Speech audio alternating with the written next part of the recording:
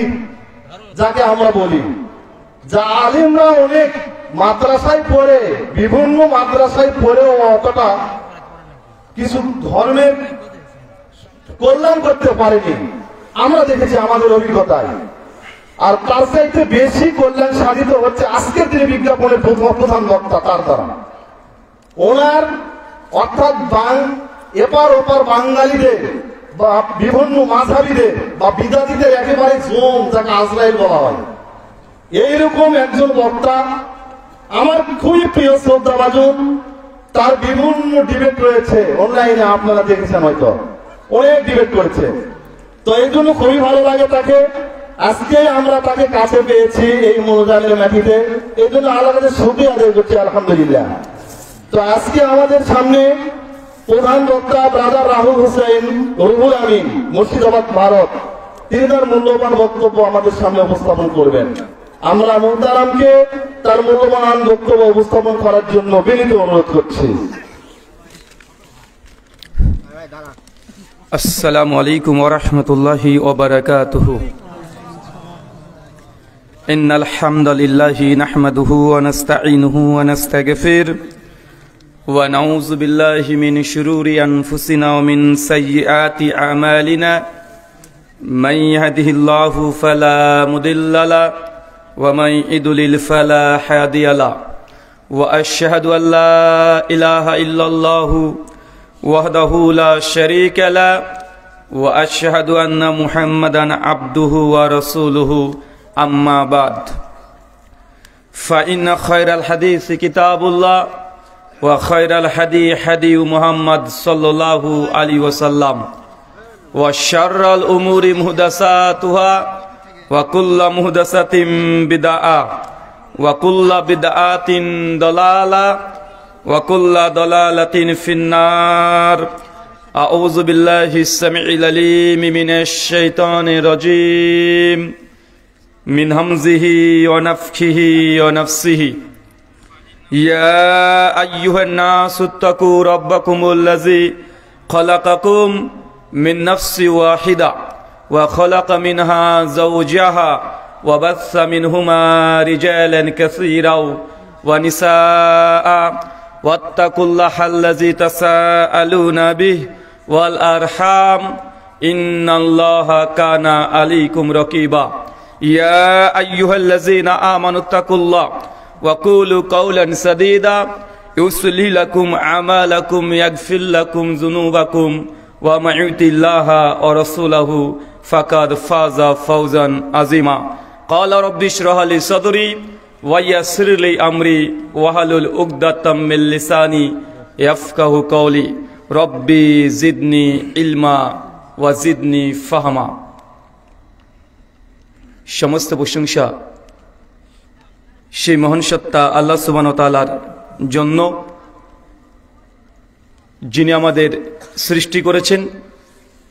শুধু সৃষ্টি করেননি, এই পৃথিবীতে সহস্র কোটি মাখলুকাত সৃষ্টি করার পরেও যিনি আমাদের এই মানব জাতিকে সর্বশ্রেষ্ঠ জাতি, সর্বশ্রেষ্ঠ মাখলুকাত এবং সর্বশ্রেষ্ঠ নবী মুহাম্মদে আরবি সাল্লাল্লাহু আলাইহি ওয়াসাল্লামের উম্মত হিসেবে প্রেরণ করেছেন, সেই মহান সত্তা আল্লাহ সুবহানাহু ওয়া তাআলার সংক্ষিপ্ত শুকরিয়া সুজুদ আদায় করি তার নিজের শেখানো ভাষা দিয়ে।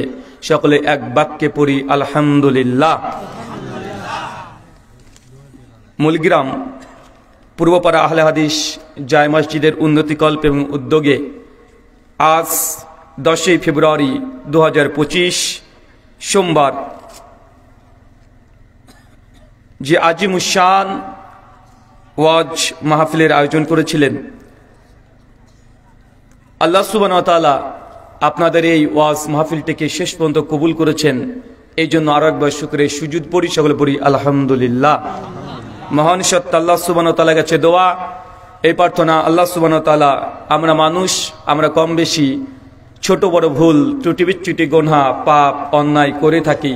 আজকের এই আলোচনা সভার ওসিলায় আমাদের পেছনের ছোট ছোট গুনাহগুলোকে তুমি ক্ষমা করে দাও, সকলে পড়ি আমিন। মহান সত্তা আল্লাহ সুবহানাহু ওয়া তাআলার কাছে দোয়া, এই প্রার্থনা, আল্লাহ সুবহানাহু ওয়া তাআলা আজকের এই আলোচনা সভার কে সাহায্য এবং সহযোগিতা করার জন্য যারা যারা শ্রম ব্যয় করেছেন তাদের প্রত্যেকের নাম স্বতন্ত্রভাবে নিয়ে শুকরিয়া আদায় করা সম্ভব নয়। তারপরেও আজকের এই চলন্ত সভার সভাপতি সাহেব, সহসভাপতি, অতিথি এবং বিশেষ অতিথি সহ দূর দূরান্ত থেকে যেসব দিনী ভাই এবং বোনেরা আলোচনা শ্রবণের উদ্দেশ্যে একত্রিত হয়েছেন এবং যারা সোশ্যাল মিডিয়ার প্ল্যাটফর্ম থেকে দেখছেন, আল্লাহ সুবহানাহু ওয়া তাআলা তুমি তাদের প্রত্যেকে নেক নিয়াত এবং নেক আমলগুলোকে কবুল করে নাও, সকলে পড়ি আমিন। সম্মানিত সুধী, বাদ মাগরিব থেকেই বিভিন্ন আলোচক তারা পবিত্র কোরআনুল কারীম এবং হাদিসে মুবারাকাত থেকে অনেক গুরুত্বপূর্ণ আলোচনা আপনাদের সামনে পেশ করেছেন। আজকের এই আলোচনা সভার অন্তিম লগ্নে আপনাদের সামনে উপস্থিত হয়েছি কিছু কথা কোরআন এবং সুন্নাহর আলোকে বর্তমান প্রেক্ষাপটকে সামনে রেখে কিছু কথা বলার উদ্দেশ্যে।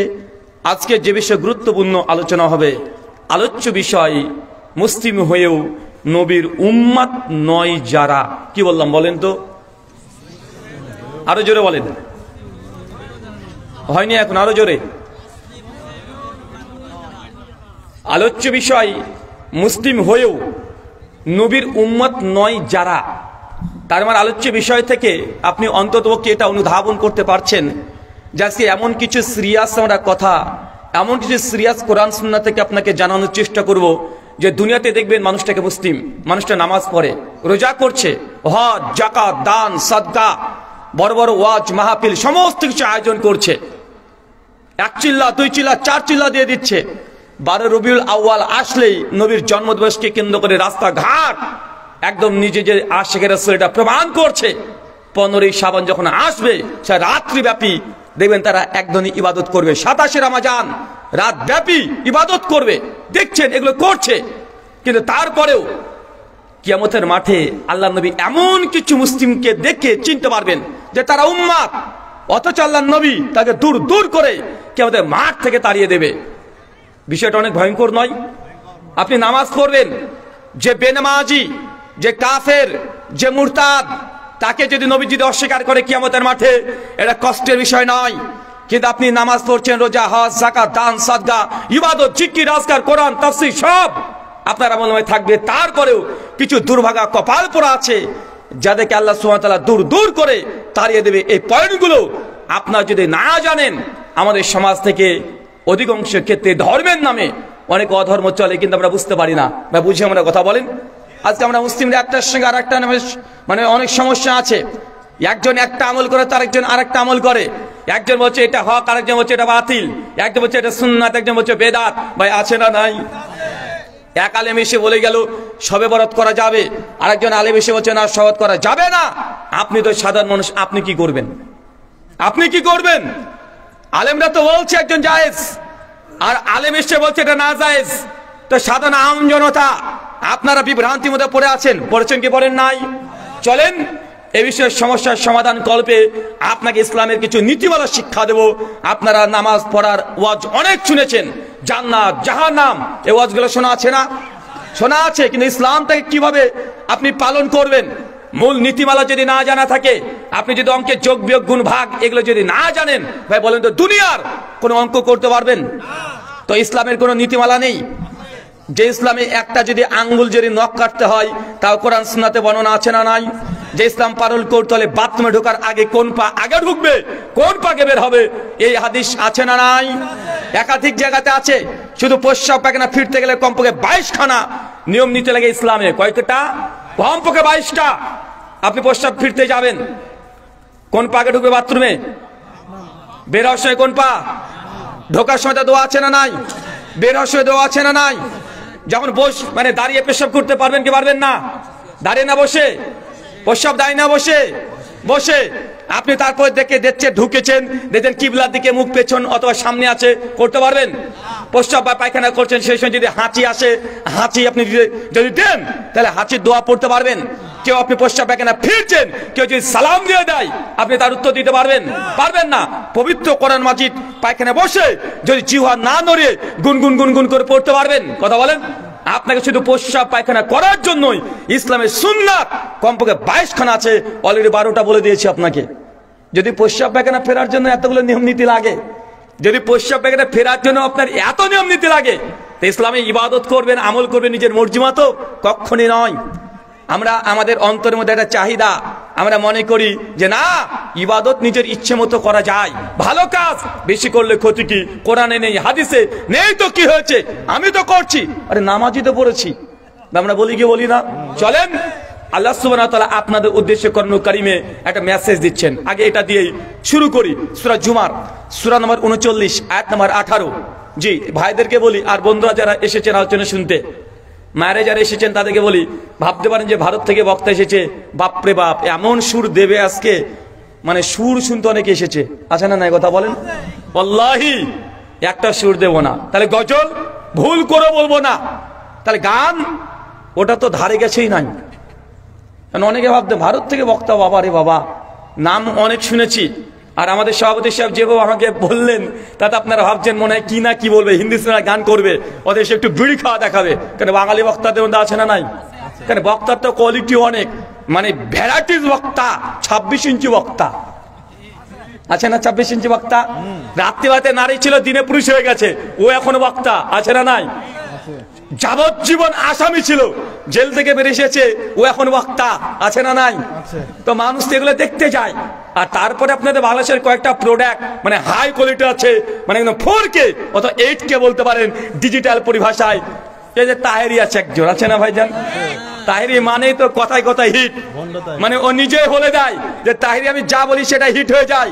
মানে আর এক একজন আছে গোটা আলোচনায় শুধু কিভাবে মেয়েদেরকে পটাতে হবে এই অসুলগুলো অনেক শিখিয়ে দেয়, আছে না ভাইজান? রাজ্যের একজন আছে না, মানে বক্তার তো অনেকগুলো কোয়ালিটি এখন অনেক আছে, আমি নাম বলছি না, নাম নিতে চাই না, কিন্তু এগুলো বক্তা আছে না সমাজে? তার মানে বক্তারও যেমন কোয়ালিটি আছে, শ্রোতারও কোয়ালিটি আছে। তো আমার একটা নির্দিষ্ট কোয়ালিটি আছে। সব ফুলের সুগন্ধি সেম হয় না, হয়। একই মাটিতে আপনি পাশাপাশি গাছ পুঁতে দিবেন, একটা যদি গোলাপ ফুল পুঁতে দেন, পাশে যদি জবা পুঁতে দেন, তো ভাই একই মাটির রস খেয়ে বড় হবে, কিন্তু দুটো ফুল হবে, ফুলই বলবেন, তবে গন্ধ আলাদা আছে না নাই? তা আমার গন্ধ আপনি যেটা পাবেন, আগে থেকে বলে দিই, কাটা কাটা কথা যে বই শুরু করলাম এইভাবে আলোচনা শেষ হয়ে যাবে, সুর পাবেন না, গজল পাবেন না। কি পাবেন? কোরআনুল কারীম একদম আয়াত নাম্বার ধরে ধরে কত নম্বর আয়াত কত নম্বর পৃষ্ঠা আছে সেগুলো বলে দিব। আল্লাহ নবীর যদি হাদিস বলি কত নম্বর হাদিস কোন গ্রন্থে আছে এটা বলে দিব। আর আমার আলোচনা শেষে একদম কমপক্ষে 30 মিনিট সময় দেওয়া হবে, যে আমি যে কথাগুলো বলবো আমার কথাগুলো ভুল ধরার জন্য। আপনারা সবাই খাতাগুলো নিয়ে বসে থাকেন, বুঝতে পারলেন না মনে হয়? বা আমি ভুল করতে পারি কি পারি না? পারি না আমি? আমাদের মধ্যে একটা ভুল ধারণাই আছে, হুজুর মানে বাপরে বাপ, হুজুরের ভুল হয় না, মানে হুজুর বলেছে। যদি আপনাকে বলি ভাই সহিহ মুসলিম শরীফে এই হাদিস, আল্লাহর নবী বলেছেন কেউ যদি মসজিদে প্রবেশ করে, সহিহ বুখারী 444 নম্বর হাদিস, সল্লু রাকাতাইন, 2 রাকাত না নামাজ পড়ে বসো না। সমাজে আছে কি ও মসজিদে গিয়ে আগেই বসে, আছে না নাই? আল্লাহর নবীর আদেশ মসজিদে ডেকে সল্লু রাকাতাইন, 2 রাকাত নামাজ পড়ো। সহিহ বুখারী কিতাবুস সালাত প্রথম খণ্ড, দারুল দেওবন্দ প্রকাশনী পৃষ্ঠা নাম্বার 98, হাদিস নাম্বার 444। আল্লাহ পরিষ্কার ভাবে বলে দিয়েছে, কিন্তু সমাজে উল্টো আছে না নাই? যেটা একদম ডাইরেক্ট আগে বসে যাকে সুন্নাত মনে করে, নবী বললো এক সমাজ করছে আর তার মানে আপনাকে বুঝতে হবে যে আমাদের সমাজে এমন কিছু ইবাদত চলছে, মানুষ আমল করছে, কিন্তু সেটা ভুল আমল করছে। আর আমি কথা বলছি, এই কথাগুলোর মধ্যে ভুল হতে পারে কি পারে না? পারে। সুনান তিরমিজি হাদিস না 2499, সনদ হাসান, আবু হুরায়রা রাদিয়াল্লাহু আনহু তিনি বলছেন পরিষ্কার আল্লাহর নবী জানিয়ে দিয়েছেন, কুল্লু বানি আদম খাত্তাউন, প্রত্যেক আদম সন্তান ভুলকারী। আদম সন্তান আমরা কি? আমরা আদম সন্তান না? চাচা কার সন্তান আমরা? আদম সন্তান না? বললো হয় আমি তো আদম সন্তান না, পীর বাবার সন্তান। কারণ আমাদের বাবার তো অভাব নাই, আছে নাকি? আমাদের তো অনেক বাবা। বাংলাদেশের ছোট একটা দেশ, মাত্র 500 কুড়িখানা থানা, 64টা জেলা, 56,000 বর্গ মাইল গোটা বাংলাদেশ। তার মধ্যে কমপক্ষে না হলেও কয়েক লক্ষের উপরে পীর সাহেব আছে না নাই? চিন্তা করেছেন? মানে মাত্র আপনাদের 15 কোটি মুসলমান আছেন, বাকি 3 কোটি অমুসলিম হিন্দু অথবা খ্রিস্টান অথবা অ্যাথিস্ট নাস্তিক বৌদ্ধ তারা আছে। 15 কোটি মানুষের জন্য যদি 1 লাখ শুধু পীর সাহেব লাগে, 4 টাকার ব্যাপার আপনাদের? এটা 4 টাকার ব্যাপার নয়, অনেক বড় ব্যাপার আপনাদের। চলেন আল্লাহ সুবহানাহু ওয়া তাআলা বলছেন সূরা জুমার আয়াত নাম্বার 18, আল্লাযীনা ইয়াসতামিউনাল কওল ফায়াত্তাবিউনা হাসানা উলাইকা আল্লাযীনা হাদাহুমুল্লাহ উলাইকা হুম উলুল আলবাব। বাংলা ভাবার্থ আল্লাহ বলছে আপনাদেরকে উদ্দেশ্য করে, আল্লাযীনা ইস্তামিউনাল কওল, যারা মনোযোগ সহকারে কথা শ্রবণ করে। কি বলছেন আল্লাহ চাচা? কি বলছেন? মনোযোগ সহকারে কথা শ্রবণ করছেন। আপনারা দুজন, আমি যখন খুতবা দিচ্ছিলাম সেই সময় দুজনে কথা বলছিলেন, ঝামেলা করছিলেন। জি না, সূরা আরাফ 7 আয়াত 204 আপনাদের উদ্দেশ্য করে আল্লাহ বলছেন, ওয়াইজা কুরিয়াল কুরআনু ফাসতামিউ লাহু আনসিতু লাআল্লাকুম তুরহামুন। বাংলা মানে ওয়া মানে এবং, ইজা মানে যখন, কুরিয়াল কোরআন, কোরআন পড়া হয়, ফাসতামিউ আনসিতু একদম স্টপ, কোনো কথা চলবে না। আমি কোরআন পড়ছি, খুতবা পাঠ করছি, আর এসে আপনি কথা বলছেন। সুনান তিরমিজি কিতাবুল জুমা হাদিস নাম্বার 725 আল্লাহ নবী বলছেন, কেউ যদি খুতবা পাঠ করে সেই সময় পাশের ব্যক্তিও যদি আপনাকে যদি বলে ভাইজান একটু আগে বসেন, এই কথা বললে আপনি মুখ দিয়ে তার জবাব দিতেও পারবেন না। মানে কেউ যদি আপনাকে গালিও দেয়, তারপর তাকে আপনি প্রতিবাদ করতে পারবেন না, স্থানচ্যুত হয়ে চলে গিয়ে তারপর আপনাকে জবাব দিতে হবে। এটা হচ্ছে কোরআনের মাজলিস। আমরা সব যেহেতু উল্টো পাল্টা করি, করছি না ভাইজান? আল্লাহ বলছে আনসাতু, একদম স্টপ, এবং চুপ থাকতে হবে। প্রয়োজন হতে পারে ডান দিক দিয়ে বেরিয়ে গিয়ে আপনার প্রয়োজন সেরে আবার চলে আসতে হবে। আল্লাহ সুবহানাহু ওয়া তাআলার মধ্যে বোঝার তৌফিক দান করে, বলি আমিন। ভাই আপনি কষ্ট পেয়েছেন চাচা? আপনাকে কষ্ট দেওয়ার জন্য নয়, আপনাকে আল্লাহি কষ্ট দেওয়ার জন্য নয়, এটা কোরআনের মাজলিসের আদব। আমরা তো শিখতে এসেছি না ভাইজান? আমরা শিখতে এসেছি। আপনি একটা ভুল করেছেন, আমি সেটা কোরআনের আলোকে বলেছি, ব্যক্তিগত কথা বলেছি। সূরা আরাফ আয়াত 204। এখন আপনারা রেডি থাকেন, আমি যদি কোনো ভুল বলি আপনারা আমাকে ধরিয়ে দিবেন। আলোচনার শেষে 30 মিনিট প্রশ্ন উত্তর হবে ইনশাআল্লাহ। রাজি আছেন তো? হ্যাঁ, রাজি আছি আমরা। আপনারা আমাকে ধরার চেষ্টা করেন, আর আমি আপনাদেরকে ধরার চেষ্টা করব। মানে আমার আলোচনা হচ্ছে এই কোয়ালিটির। আল্লাহ সুবহানাহু ওয়া তাআলা বলছেন, আল্লাযীনা ইস্তামিউনাল কওল, যারা মনোযোগ সহকারে কথা শ্রবণ করে। শুধু কথা আপনাকে তার মানে শুনতে হবে, এটা আল্লাহর দাবি। দূরে যদি বসে থাকেন, যেটা আহলে হাদিসদের প্রোগ্রাম, ওটা লামাজাবিদের প্রোগ্রাম, ওদের মাযহাব আলাদা, আমাদের মাযহাব আলাদা, আমরা যাব না। যে ধর্মঘট ডেকে দেন, এটা কোনো মুসলমানের বৈশিষ্ট্য নয়। কথা আপনাকে শুনতে হবে। কথা কে বলছে এটা গুরুত্বপূর্ণ নয়, কার কথা বলা হচ্ছে এটা হচ্ছে গুরুত্বপূর্ণ। একজন হিন্দু পণ্ডিত এসেও যদি এই মঞ্চে এসে যদি বলে, শোনেন তোমরা মুসলমান কেন তোমরা মদ খাচ্ছ, মদ খাওয়া তো তোমাদের কোরআনে হারাম। সূরা মাইদা আয়াত 90 যদি পাঠ করে বলে যে মদ হারাম করেছে, মুসলমান কেন তোমরা মদ খাচ্ছ, লোকটা হোক হিন্দু, কথা ঠিক না ভুল? হিন্দু হোক, কথা তো কোরআনের, কথা তো হাদিসের।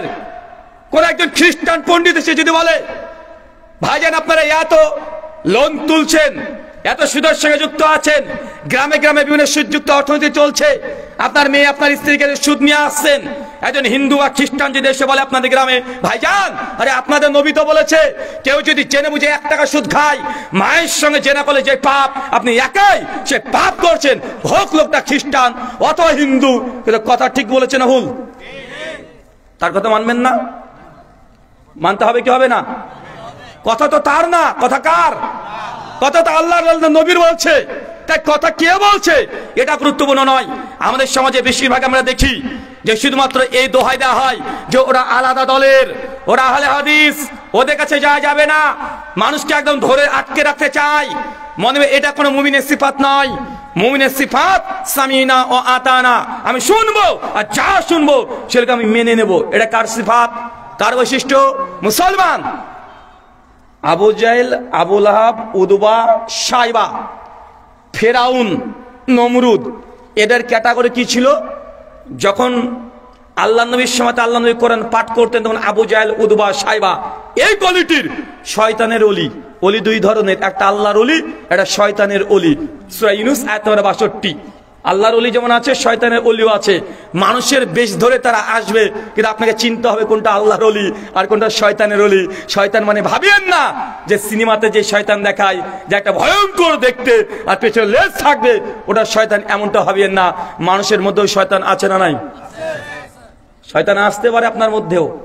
আপনার কাছে এসে কেন আল্লাহ নবী বলছেন, সে মুসলিম কিতাবুল ফিতান হাদিস না 2365, আল্লাহ নবী বলছেন কিয়ামত ততক্ষণ হবে না যতক্ষণ আমার উম্মতের মধ্যে থেকে 30 জন ভণ্ড নবী না আসে। দেখেন, নবী হবে আবার ভণ্ড। চাচা নবী কি ভণ্ড হতে পারে? কিন্তু আল্লাহ নবী বলছে ভণ্ড নবী আসবে, মানে আসলে সে নবী না, কিন্তু মানুষ নবী দাবি করবে। এরকম আছে না নাই?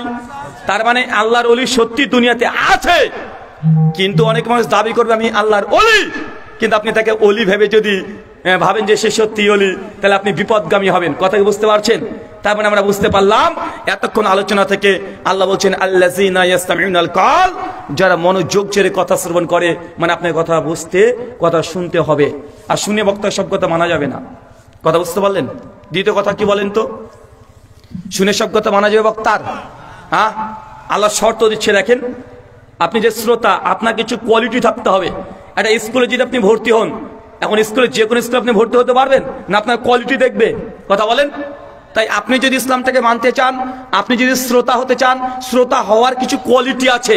এই কোয়ালিটি যদি না থাকে, তাহলে আপনি শ্রোতা হয়ে লাভ নেই। তার জন্য আল্লাহ প্রথমে বললো, প্রথমে শোনো, তবে শুনে সব কথা মানবে না। ফায়াত্তাবিউনা আহসানা, কোনটা মানবে? বক্তা যে যে কথা বলেছে সবচেয়ে ভালো ভালো কথাগুলোকে মানবে। আরবি শব্দ আহসানা, একদম উত্তম কথাগুলো মানবে।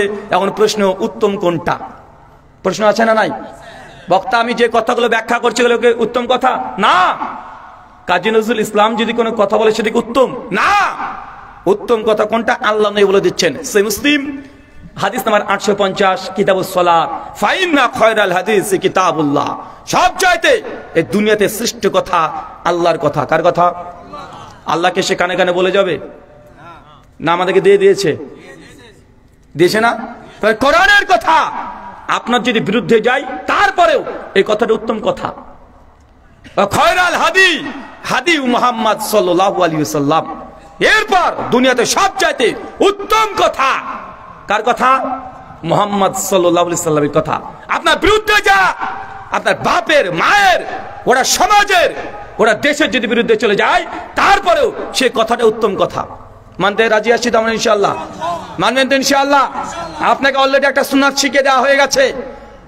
মসজিদে ঢুকে প্রথমে বসে যাবে না, মসজিদে দেখে আগে 2 রাকাত নামাজ পড়তে হবে, তারপরে আপনাকে বসতে হবে। কথা বুঝতে পারছেন আমার?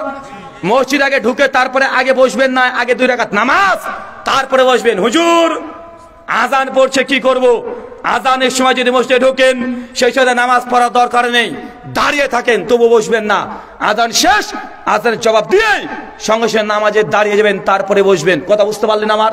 3, হুজুর মাগরিবের সময় আমাদের এলাকায় আজান হয়, কিন্তু নামাজের তো সময় দেয় না, সেই সময় কি করব? সেই সময় তো যে সময় না দেয় পড়ার দরকার নেই। সহিহ বুখারীর হাদিস, আল্লাহ নবী বলছেন প্রত্যেক আজান আর ইকামতের মধ্যে 2 রাকাত কমপক্ষে নফল নামাজ আসে। কয় রাকাত? সুন্নাত যেগুলো আছে তো আছেই, সুন্নাত যা আছে আছে। 2 রাকাত আগে নামাজ পড়ে তারপরে আমাদেরকে বসতে হবে। ইনশাআল্লাহ করবো তো? জি। তারপরে আমরা একটা অলরেডি আল্লাহ সুন্নাত শুনে নিয়েছি। আলোচ্য বিষয়, মুসলিম হয়েও নবীর উম্মত নয় যারা। আপনি কি চেনেন আমাদের নবীকে? নবীর নাম কি? আজকে একটা ভিডিও দেখছিলাম বাংলাদেশে, এরকমই ওয়াজ ময়দান, হুজুর বসে আছে, 5-6 জন অতিথি বক্তব্য দিতে উঠেছে। বক্তব্য দিতে উঠেই এখন বলছে আমাদের নবী কি যেন নাম, কি মানে কয়েক মিনিট ধরে নামই বলতে পারেনি। এটা যে উম্মাত, এটা কে? এটা নবীর উম্মাত, নবীর নাম বলতে পারে না।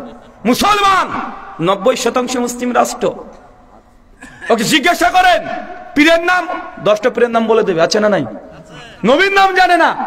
আপনাকে এখানে আমি প্রশ্ন করতে চাই, আচ্ছা বলেন তো কোরআন মাজিদে টোটাল কতজন নবীর নাম আছে? এই আপনার আলিম মানুষ কেন বলছেন? কতজন? 15টা নবীর নাম বলতে হবে। কে পারবেন? সাহস করে দাঁড়ান, দাঁড়ান, 300 টাকা দেবো। 15 জন নবীর নাম বলতে হবে। 25 জন তো বলিনি রে ভাই, 25 হাজার 27, কিন্তু 25 জনের মধ্যে মাত্র বলছে 60%, মানে 50%, 60%। কে পারবেন? 300 টাকা বলেন। এই আলেম আমার দাঁড়ান না জানে, দেখো ও একদম সূরা আনামের মানে আয়াতটা পড়তে শুরু করেছে 82 থেকে 88, ওখানে 18 জন নবীর কথা বলা হয়েছে। এই তুমি আলেম, ওকে দেওয়া যাবে না, কারণ কোরআন মাজিদে এক আয়াতে 17 থেকে 18 জন নবীর নাম বলা আছে। ও যদি হাফেজ ভাই বলে দেবে না, তা ওকে তো বলা যাবে না। আম জনতা যারা আছে বলেন, 1 ঘন্টা আলোচনা শুনবেন, 300 টাকা কামাই করে যান। মাত্র 15 জন, মানে 27 জন নবীর মধ্যে 15 জন নবীর নাম বলেছি। বলেন চাচা বয়স 60 হয়ে গেছে, আমার চাইতে আপনি বেশি ওয়াজ শুনেছেন, শুনেছেন না? বাংলাদেশ তো উর্বর জায়গা ওয়াজের, মাহফিলের, মানে বিড়ি করে গাঁজা করে হিরোইনচি হোক না কেন তো ওয়াজ শুনতে আসে না? ও চুরি করে আসবে, মানে চুরি করতে হলেও ও নিয়াত করেছে একটু ওয়াজ শুনবো, নেকি হবে। যার সময় কিছু চুরি করে নিয়ে চলে যাব, চুরি করলাম গোনা হলো, ওয়াজ শুনলাম নেকি হলো। তো গোনার নেকি কাটাকাটি, মাঝখান থেকে চুরির মালটাই লাভ। ভাই এরকম পাবলিক আছে না নাই? আছে তো। তো আপনি ওয়াজ শুনতে এসেছেন, 300 টাকা অফার করেছি, মাত্র 15 জন। নবীর নাম বলেন। হ্যাঁ, আর 300 টাকা কম মনে করলেন? দেখেন উম্মত, দেখেন এত বড় উম্মত। কোন উম্মত আপনি? সহিহ বুখারী 4911 নম্বর হাদিস। আল্লাহ নবী বলছেন কিয়ামতের মাঠে আল্লাহ যখন কিয়ামত সংগঠিত করে দিবেন, গোটা বিশ্ব সৃষ্টি জগৎ যখন ধ্বংস করে দেবেন, সেই সময় আল্লাহ সুবহানাহু ওয়া তাআলা প্রথম কিয়ামত সংগঠিত করার পরেই সমস্ত নবীদের কবর ফাটিয়ে আল্লাহ তুলে ফেলবেন। আমাদের নবী বলছেন সর্বপ্রথম যার কবর ফেটে উঠবে তিনি আমি নবী মুহাম্মদ সাল্লাল্লাহু আলাইহি ওয়াসাল্লাম। কোন নবী? কথা বলেন। আমাদের নবী সর্বশেষ নবী। তিনি বলছেন যে দুনিয়াতে সর্বশেষ আমাকে পাঠানো হয়েছে, অথচ আল্লাহ সুবহানাহু ওয়া তাআলা কিয়ামতের মাঠে আমাকে প্রথম তুলবেন। কত মর্যাদা রেখেছেন। আপনি মনে চিনতে পারেননি আপনার নবীকে, এখন নবীকে চিনতে পারেন নাই। আমাদের নবী বলছেন যখন আমরা উঠবো, যখন জ্ঞান ফিরবে তাকিয়ে দেবো কিয়ামতের মাঠ, সমস্ত নবী তার উম্মতকে নিয়ে দাঁড়িয়ে আছে, চতুর্দিকে তারা দাঁড়িয়ে আছে, মানুষ ছুটে ছুটে যাবে। সেই সময় নবী আদমের কাছে যাবে। নবী আদমের নাম শুনেছেন? নবী আদমের কাছে তার উম্মত যাবে, যে চিৎকার মেরে বলবে ইয়া আদম, হে আদম আলাইহিস সালাম, আপনি হচ্ছেন পৃথিবীর প্রথম নবী। আল্লাহ আপনাকে 2 হাত দিয়ে তৈরি করেছে। আল্লাহ সুবহানাহু ওয়া তাআলা তার রূহ আপনার শরীরে প্রবেশ করে দিয়েছে। আল্লাহ আপনাকে এত মর্যাদা দিয়েছে যে ফেরেশতাদেরকে দিয়ে আপনাকে সিজদা দিয়েছে। আজকে কিয়ামতের মাঠ, আজকে আল্লাহ সুবহানাহু ওয়া তাআলা পরীক্ষা নেবেন। আজকে পরীক্ষার রেজাল্ট হয়ে যাবে, আজকে কে জান্নাত কে জাহান্নামে যাবে। অতএব আজকে আমাদের ব্যাপারে আপনি একটু আল্লাহকে বলে দেন, আল্লাহ যেন আমাদেরকে জান্নাত দেয়, আমাদের গুনার হিসাব যেন কঠিন ভাবে না নেয়। আদম আলাইহিস সালাম আপনি যান, আমাদের জন্য একটু সুপারিশ করে আসেন। রবকে বলেন। নবী আদম সঙ্গে সঙ্গে চিৎকার মেরে বলবে ইয়া নাফসি ইয়া নাফসি ইয়া নাফসি। আজকে আমার কি হয়, কি হবে? আমি নিজে চিন্তিত আজকে, আমার আজকে কি হবে। নবী আদম তিনি বলছেন না, এই কাজ আমার দ্বারা সম্ভব নয়। যদি আল্লাহ আমাকে প্রশ্ন করে যে তোমাকে গাছের কাছে যেতে নিষেধ করেছিলাম, তুমি কেন গিয়েছো, যদি আল্লাহ আমাকে প্রশ্ন করে আমি কি জবাব দেবো? আজকে আল্লাহ আমার উপর যদি রাগান্বিত হয় আমি কি জবাব দেবো? আমার দ্বারা কাজ করা সম্ভব নয়। তো যাও পৃথিবীর প্রথম রাসূল নবী নূহের কাছে যাও। কোন নবী? নূহ আলাইহিস সালাম। মানুষ নূহের নবীর দিকে সকলে ছুটে চলে যাবে। নূহ নবীকে একই কথা বলবে যে আপনি পৃথিবীর প্রথম রাসূল, আপনি আজকে আমাদেরকে সুপারিশ করেন, শপথ করেন।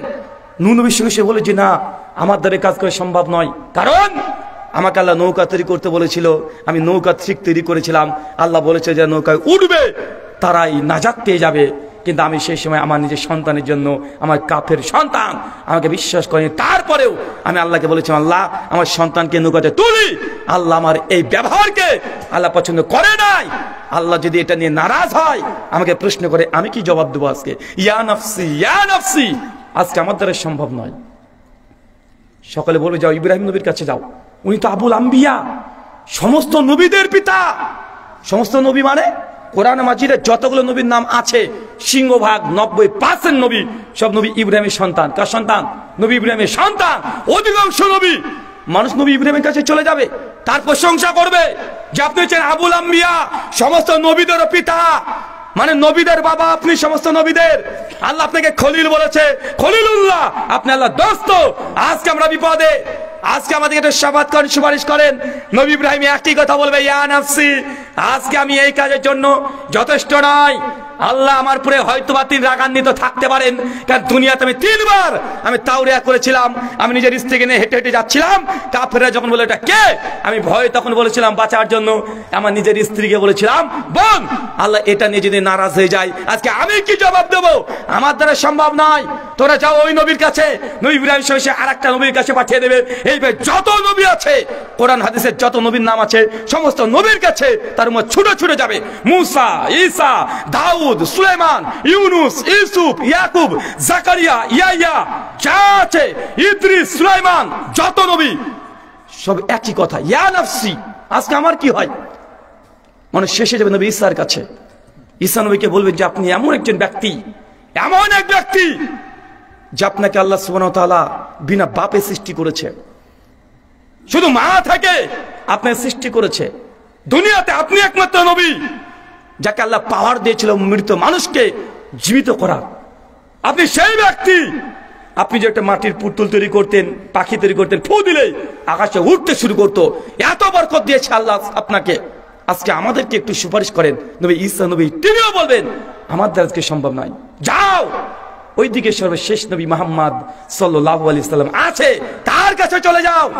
মানুষ ছুটে তাকে দেখবে যখন আল্লাহ নবী সিজদারত অবস্থায় তিনি চিৎকার দিয়ে কান্না করছেন, আর তিনি কিয়ামতের মাঠে বলছেন ইয়া উম্মতি, ইয়া উম্মতি, ইয়া উম্মতি, আমার আল্লাহ আজকে আমার উম্মতের কি হবে, আজকে আমার উম্মতের কি হবে, আমার উম্মতে আজকে কি হবে। আল্লাহ নবী বসে তার উম্মতের জন্য নিচে কান্না করছে। পার্থক্য দেখেছেন চাচা? সমস্ত নবীরা কি বলেছে উম্মতকে? ইয়া নাফসি। না, আমাদের সম্ভব নয়, আমি পারবো না, ওজোর পেশ করবে যে আল্লাহ আমার পরে রাখান্বিত। কিন্তু আল্লাহ নবী মুহাম্মদ সাল্লাল্লাহু আলাইহি ওয়াসাল্লাম তার জীবনের সাথে কোনো ভুল ত্রুটি আল্লাহ কিচ্ছু রাখেন নাই। সূরা ফাতিহা আয়াত নম্বর 2, কথা বুঝতে পারলেন না মনে হয়? যা ছিল আল্লাহ আগের পরে সব আল্লাহ ক্ষমা করে দিয়েছেন দুনিয়াতে থাকতেই। এটা আল্লাহ নবীর মর্যাদা। আমরা সেই নবীর উম্মত, যেই নবী উম্মতের জন্য কিয়ামতের মাঠে কান্না করবেন, ইয়া উম্মতি, ইয়া উম্মতি চিৎকার মারবেন। মুসা, দাউদ, সুলাইমান, ইউনুস, ইউসুফ, ঈসা, মুসা যা আছে নিজেদের উম্মতের সঙ্গে তাৎক্ষণিক সম্পর্ক ছিন্ন করবে। যদিও পরে আবার শাফাত করবে নবীগুলো, এটা প্রথমে করার সাহস পাবে না। যখন আল্লাহ নবী প্রথম শাফাত করতে শুরু করবে, আল্লাহ যখন অনুমতি দেবে, তারপরে একটা একটা করে নবী আসবে আর তার উম্মতের জন্য সুপারিশ করবে, কিন্তু প্রথমে করতে পারবে না। আপনি সেই নবীর উম্মত, আপনি চিনেন আপনি নিজেকে? আপনি পীরের পা ধরে আপনি চুমু খাচ্ছেন, এই উম্মতগুলো পীরের পা ধরে চুম্বন খায়, আছে না নাই? কথা বলেন। আরে নবী আপনাকে বাঁচাবে, চিন্তা করে দেখছেন না? আদম নবী, ঈসা, মুসা সবাই কিয়ামতের মাঠে লুটিয়ে পড়ে আছে, তাদের কোন এখানে সহযোগিতা উম্মতকে করবেন, আর আপনি ভাবছেন যে আপনার পীর সাহেব আপনাকে জান্নাতে নিয়ে চলে যাবে। মানে কত বড় বেঈমান আপনি দেখেছেন? আপনি যে নবীকে ছেড়ে দিয়ে নবীর কোথাকার একটা আদনা, মানে আদনাসা, মানে খুবই নগণ্য একটা বান্দাকে আপনি ধরেছেন। ও নিজে জানে না ও জান্নাত যাবে না জাহান্নাম যাবে, বা জানে? কথা বলেন। আপনি যদি ধরতেন আবু বকরকে, ওমরকে, ওসমান, আলী রাদিয়াল্লাহু আনহু, এদেরকে যদি ধরতেন, তাও তো মানা যেত এরা নবীর সাহাবী, যাদের পরে জান্নাতের সার্টিফিকেট দিয়ে দিয়েছে। আপনি যাকে আপনি পীর মনে করছেন, ওলি মনে করছেন, সে যে আসলে আল্লাহর ওলি, এর কি প্রমাণ আছে? আপনি তার পেছনে ছুটছেন, গ্যারান্টেড মাল ছেড়ে থুয়ে আপনি চাইনিজ কোম্পানির পেছনে ঘুরছেন। চায়না মাল বুঝেন না চাচা? ধাপি গ্যারান্টি। একজন এসে বলছে তুমি জানো পীর ধরা ফরজ, পীরকে না ধরলে জান্নাতে যাওয়া যাবে না। আজ কোন পীর ধরবো? উনি তখন বাংলাদেশে একজন পীরের নাম বলেছে, নাম বলবো? রাগ করবেন? বলছে হাক্কানি পীর, যেমন তখন পীর না, চরমনে পীর সাহেবকে ধরতে হবে।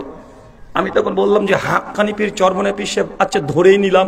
বলছে পীর না ধরলে কেউ জান্নাত যাবে না। আচ্ছা ঠিক আছে, জান্নাত যাবে না, মেনেই নিলাম 1 মিনিটের জন্য। তো তোমার পীর সাহেবকে যদি না ধরি জান্নাত যাবে না, আর হাক্কানি পীরকে চরমনে পীর সাহেব। তো ভাই আমি তো বাংলাদেশি না, আমি তো ইন্ডিয়ান, তোমার চরমনেকে ইন্ডিয়াকে চেনেই না। চাচা আমেরিকাতে মুসলমান আছে না নাই?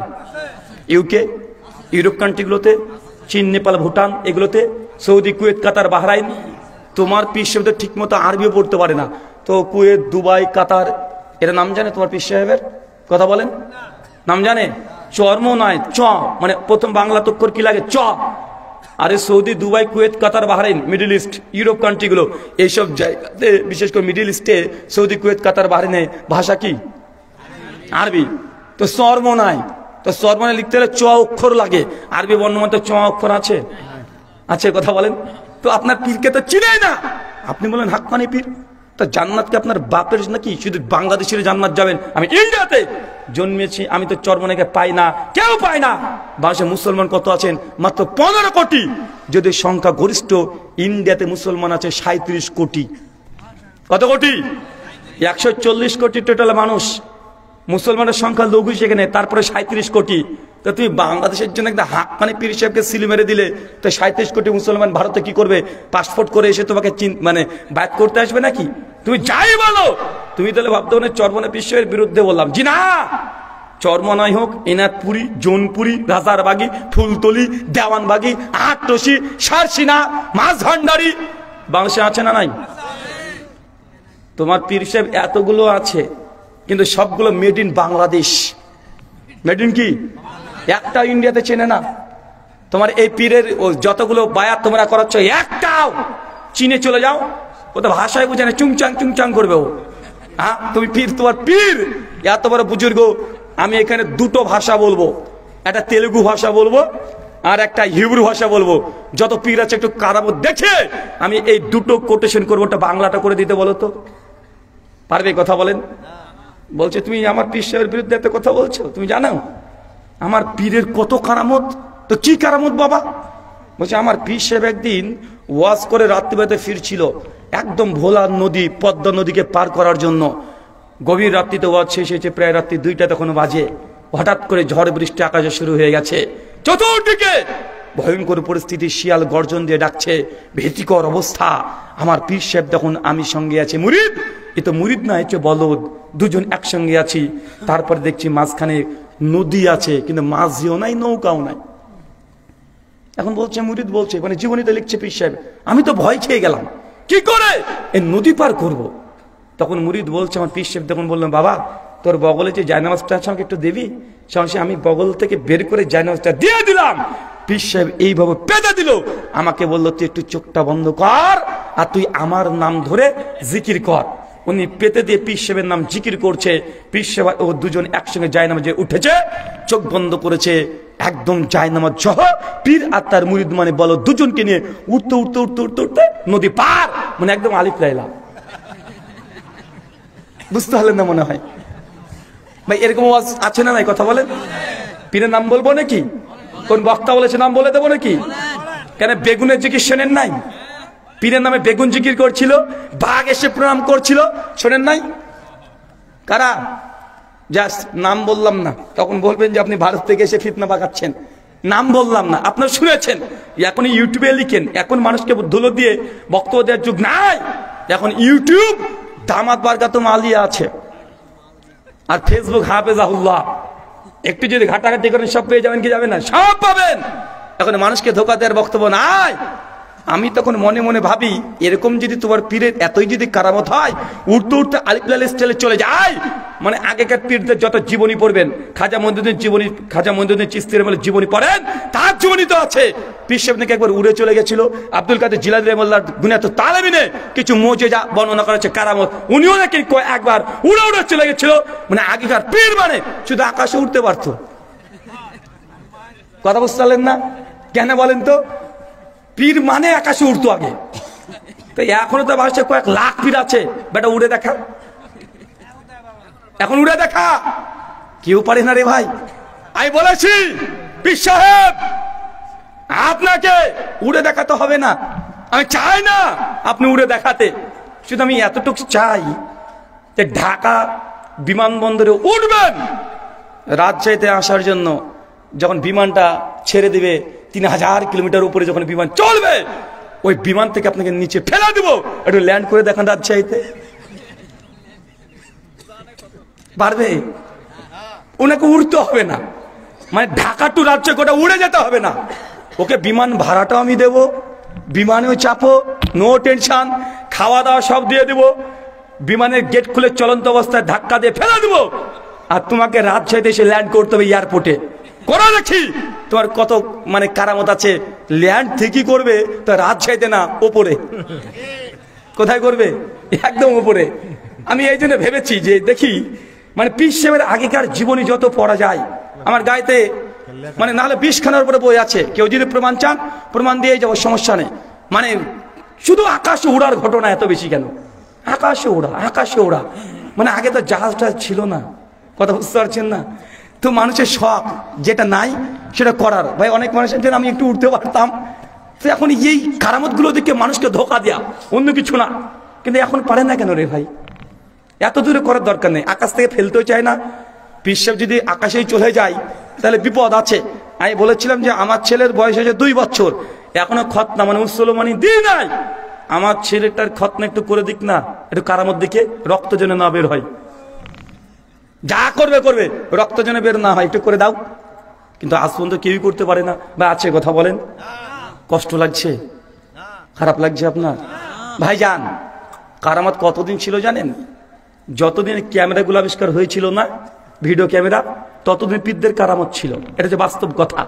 যখনই ক্যামেরা আবিষ্কার হয়ে গেছে সেদিন থেকে পীরদের কারামত যে কোথায় গায়েব হয়ে গেল কেউ আর দেখতে পায় না। হ্যাঁ অবশ্যই এখন কারামত আছে পীরদের, কি জানেন? এখন বলে তুই জানো আমার পীর এত বড় পীর। কি বড়, কত বড় পীর? আমার পীর 32 বছর ধরে গোসল করেনি। মানে এখনকার পীরের কারামত, কথা বুঝতে পারলেন না ভাইজান? মানে এখনকার পীরের কারামত 32 বছর গোসল করেনি, জানো 28 বছর ধরে দাঁত মাজেনি। আর পীর সাহেব 3 দিন 10 দিন ধরে না খেয়েছিল। ভাই ওকে কথা বলেন এখন। আমার পীর সাহেব এখানে আপনাদের সিলেটে আছে, এটিএন বাংলাতে নিউজ করেছিল, ইউটিউব থেকে সার্চ করে দেখে নিতে পারবেন। আপনাদের সিলেটে আছে বিড়ি বাবা। কি বাবা? ওর কাজ কি? কোনো মুরিদান যদি আসে কোনো বালা মুসিবত নিয়ে, উনি কিছু করে না, জাস্ট 8-10টা বিড়িকে গোল করে বেঁধে দেয়, বেঁধে কি যেন একটা পড়ে দেয়, মুরিদকে দিয়ে দেয়, টানতে থাক। কুষ্টিয়ায় চলে যান, কুষ্টিয়ায় কি আছে? লালন শাহ। কি বাবা আছে? পাকশিতে কি বাবা আছে? ওটারা আছে, ওটা বড় বাবা। ও তো কোনো ধর্মই নাই। লালনের ধর্ম আছে নাকি? ওর তো কোনো ধর্মই নাই। লোকে বলে জাত, লোকে বলে কি জানো, লালন কি জাত এই সংসারে বেটা, মানে ওর জাত কি ও নিজে এখন মতো বলতে পারি না। আমরা জাত পাতে বিশ্বাস করি না, মানে শব্দটাও এটা মুসলমানি শব্দ নয়, এটা হিন্দু ধর্মের শব্দ। শব্দ না ভাইজান, শব্দটাই এটা আছে ভাগবত গীতায় 4th অধ্যায় 13 নম্বর শ্লোক। পরিষ্কার ভাই শ্রীকৃষ্ণ তিনি বলেছে চতুর্বর্ণ মায়া সিস্টেম গুণ কর্ম বিভাসিয়া, যে আমি ঈশ্বর, আমি মানুষের 4খানা জাত সৃষ্টি করেছি, ব্রাহ্মণ, ক্ষত্রিয়, বৈশ্য, শূদ্র। তো লালন কি জাত? এই জাতটা মুসলমানের শব্দ না, এটা কোন শব্দ? হিন্দুদের। তো লালন কোন জাত এটা বোঝাই যাচ্ছে যে কোন জাতের দিকে গিয়েছিল, বুঝতে পারছেন না? মানে কোন তার কথাবার্তা যা আছে সব ওই দিকে, এই দিকে না। তারপরে আপনারা আল্লাহর ওলি মনে করেন, আর ওই দিকে আছে দেখবেন কুষ্টিয়াতে একটা ন্যাংটা বাবার মাজার আছে, ন্যাংটা বাবার আছে। আপনাকে আমি এই কথাগুলোতে কষ্ট দিতে চাই না, জাস্ট এতটা বলতে চাই আপনাকে ভাইজান, আল্লাহর নবীর সঙ্গে আল্লাহর সিফাত বৈশিষ্ট্য যেগুলো আল্লাহর নবীর শান মান আপনি এখনো বুঝতে পারেননি বলে এখন এই নোংরা লোকগুলো পেছনে এখনো বায়াত করে আপনি জান্নাতে যাওয়ার চেষ্টা করছেন। নবীকে চিনেননি, নবীকে এখনো জানেন না, নবী যে কি করতে পারে, আমাদের সর্বশেষ নবী যে কত পাওয়ারফুল আপনি জানেন না।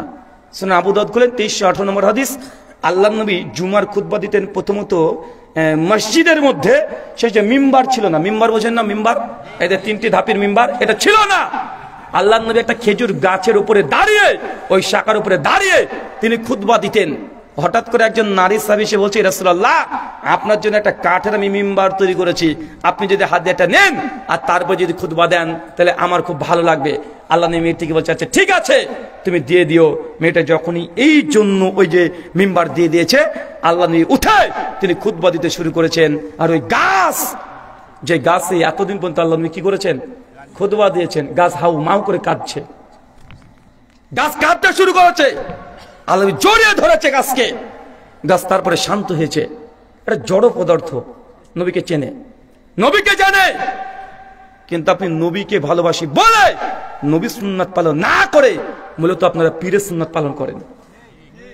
বলেন নবী, কিন্তু কামকাটটা করেন পীর সাহেবের। বলেন নবীকে মানি, কিন্তু জিকির কার তরিকার করেন? কার তরিকায়? এখনো বুঝতে পারেননি? চলেন সহিহ বুখারী 2252 নম্বর হাদিস। আল্লাহ দিয়ে বলছেন কিয়ামতের মাঠে আমি সর্বপ্রথম হাউজে কাউসারের কাছে চলে যাব, আমার হাতে হাউজে কাউসারের পানি থাকবে, উম্মত আমার আসবে, আর আমি হাউজে কাউসারের পানি সমস্ত উম্মতকে দিতে শুরু করব। আর একবার যে হাউজে কাউসারের পানি পান করবে তার জিন্দেগিতে আর কখনো সে তৃষ্ণার্ত হবে না, তার পিপাসায় লাগবে না। কিয়ামতের মাঠ, মাথার কাছে সূর্য নেমে আসবে, এত তাপ। কিন্তু আল্লাহ নবী বলছেন সেই দিন একবার যদি পানি পান করে দিই, কিয়ামত পর্যন্ত যতদিন যাবে তার আর কোনো পিপাসা লাগবে না। আমার উম্মত আমার দিকে ধেয়ে ধেয়ে আসবে, সঙ্গে সঙ্গে একটু পরে দেখবো মাঝখানে একটা পর্দা পড়ে গেছে। আমি জিবরিলকে বলে, জিবরিল এরা তোমার উম্মত, মাঝখানে পর্দা কেন? জিবরিল তখন বলছেন, ইয়া রাসূলুল্লাহ আপনি জানেন না এই উম্মত গুলোই, এই লোকগুলোই আপনি দুনিয়া থেকে যখন চলে এসেছেন, বাজারকে জীবনে চলে এসেছেন, সেই সময় আপনার দ্বীনকে, ইসলামকে এরা বিকৃত করেছে।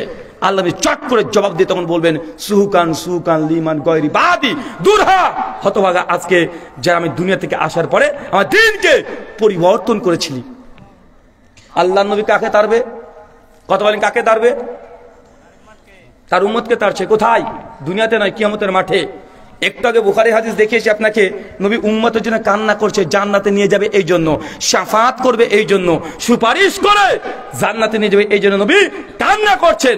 আবার একটু পরে আল্লাহ নবী তার কিছু উম্মত, এমন বেঈমান উম্মত আছে যা নবী দ্বীনকে পরিবর্তন করে তারা অন্য কোনো সুন্নাত পালন করেছে।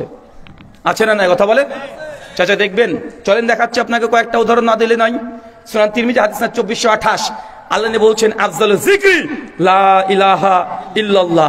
নবী বলেছে উত্তম জিকির লা ইলাহা ইল্লাল্লাহ। আপনি কোন জিকির করেন চাচা? আপনি করেন। সমাজে কোনটা চলছে? গোটা বাংলাদেশে কোনটা চলে? বেশিরভাগ জিকির চলছে ইল্লাল্লাহ ইল্লাল্লাহ ইল্লাল্লাহ। আছে না নাই? এই ইল্লাল্লাহ জিকির কার? নবীর না পীরের? আপনি কার সুন্নাত মেনেছেন? নবীর না পীরের? তা আল্লাহ নবী বলছেন কিয়ামতের মাঠে তাড়িয়ে দিব যারা আমার সুন্নাতকে পরিত্যাগ করে দিয়ে নিজে মাতব্বরি করে ইবাদত করেছে, তার সঙ্গে আমার সম্পর্ক থাকবে না। তুই পীরের সুন্নাত পালন করেছে, যাও তোমার পীর বাদকে বলে জান্নাতে নিয়ে যেতে। নবী ত্যাগ করে দিবে আপনাকে, নবী ছেড়ে দিবে আপনাকে, তাড়িয়ে দেবে। চলেন আরেকটা আপনাকে দেখাই। আর এক সপ্তাহ পরেই কি মাস আসছে, সরি কি কয় তারিখ আসবে? লাইলাতুল নিসফি শাবান, মানে শাবান মাসের 15 তারিখ। এটাকে কি বলেন আপনারা? শবে বারাত। শব্দটা আরবি নয়, শব্দটা ফার্সি আর আরবি মিক্সড করা। তার মানে বুঝতে পারছেন, ডাল মে কুছ কালা হে, ডাল মে কুছ কালা নেই হে বলকি পুরা ডাল হি কালা হে। মানে বুঝতে পারলেন না মনে হয়? মানে 15 শাবান শবে বারাত, মানে শব্দটাও গোটাটা আরবি নয়, অর্ধেক আরবি অর্ধেক ফার্সি শব্দ। মানে ধরে নেন সামনের চাকা আছে ট্রাক্টরের আর পেছনের চাকা আছে মানে সাইকেলের, গাড়ি চলবে? নামটার মধ্যে গন্ডগোল আছে না নাই?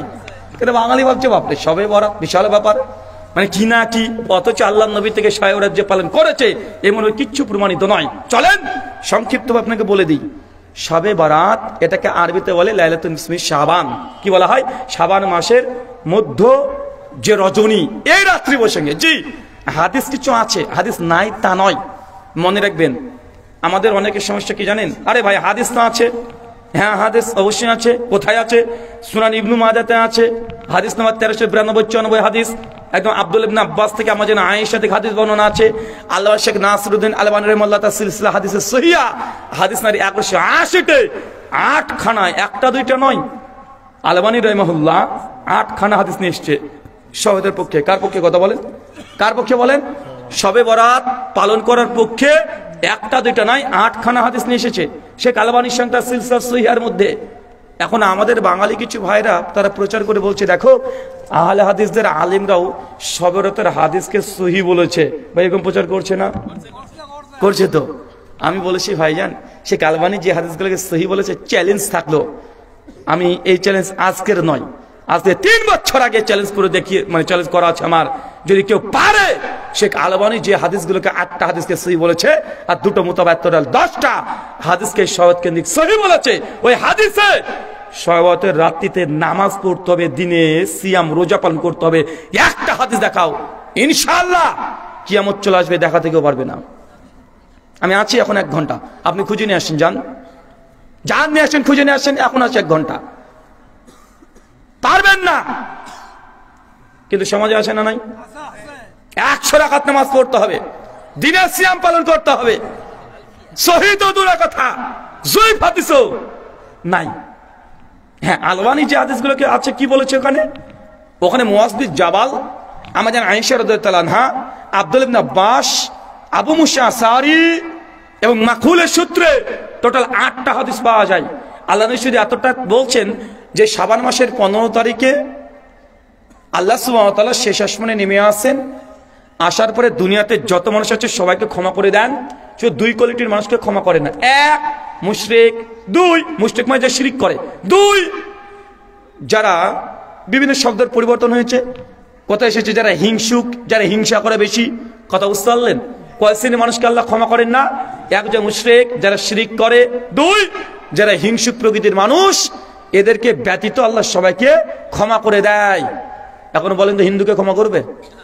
তা হাদিস আছে দুজন, এখন বলতে না হিন্দুরা তো মুশরিকের অন্তর্ভুক্ত না, সরি মুশরিকের অন্তর্ভুক্ত, ওদের ক্ষমা হবে না। এখন আমার প্রশ্ন, এই হাদিস ওই মুসান্নাফ ইবনে আবি শাইবা, আব্দুর রাজ্জাক, তাবরানী আল মুজওয়াল কাবির, ইমাম বাইহাকি শুআবুল ঈমান, ইমাম বাইহাকি রাহিমাহুল্লাহ দালাইলুন নবুওয়াত, সুনান ইবনে মাজাহ, বিভিন্ন জায়গাতে আসছে, কিন্তু বুখারীর স্পষ্ট হাদিস 1147 নম্বর হাদিস। চাচা শোনেন হাদিসটা, এবার শোনেন।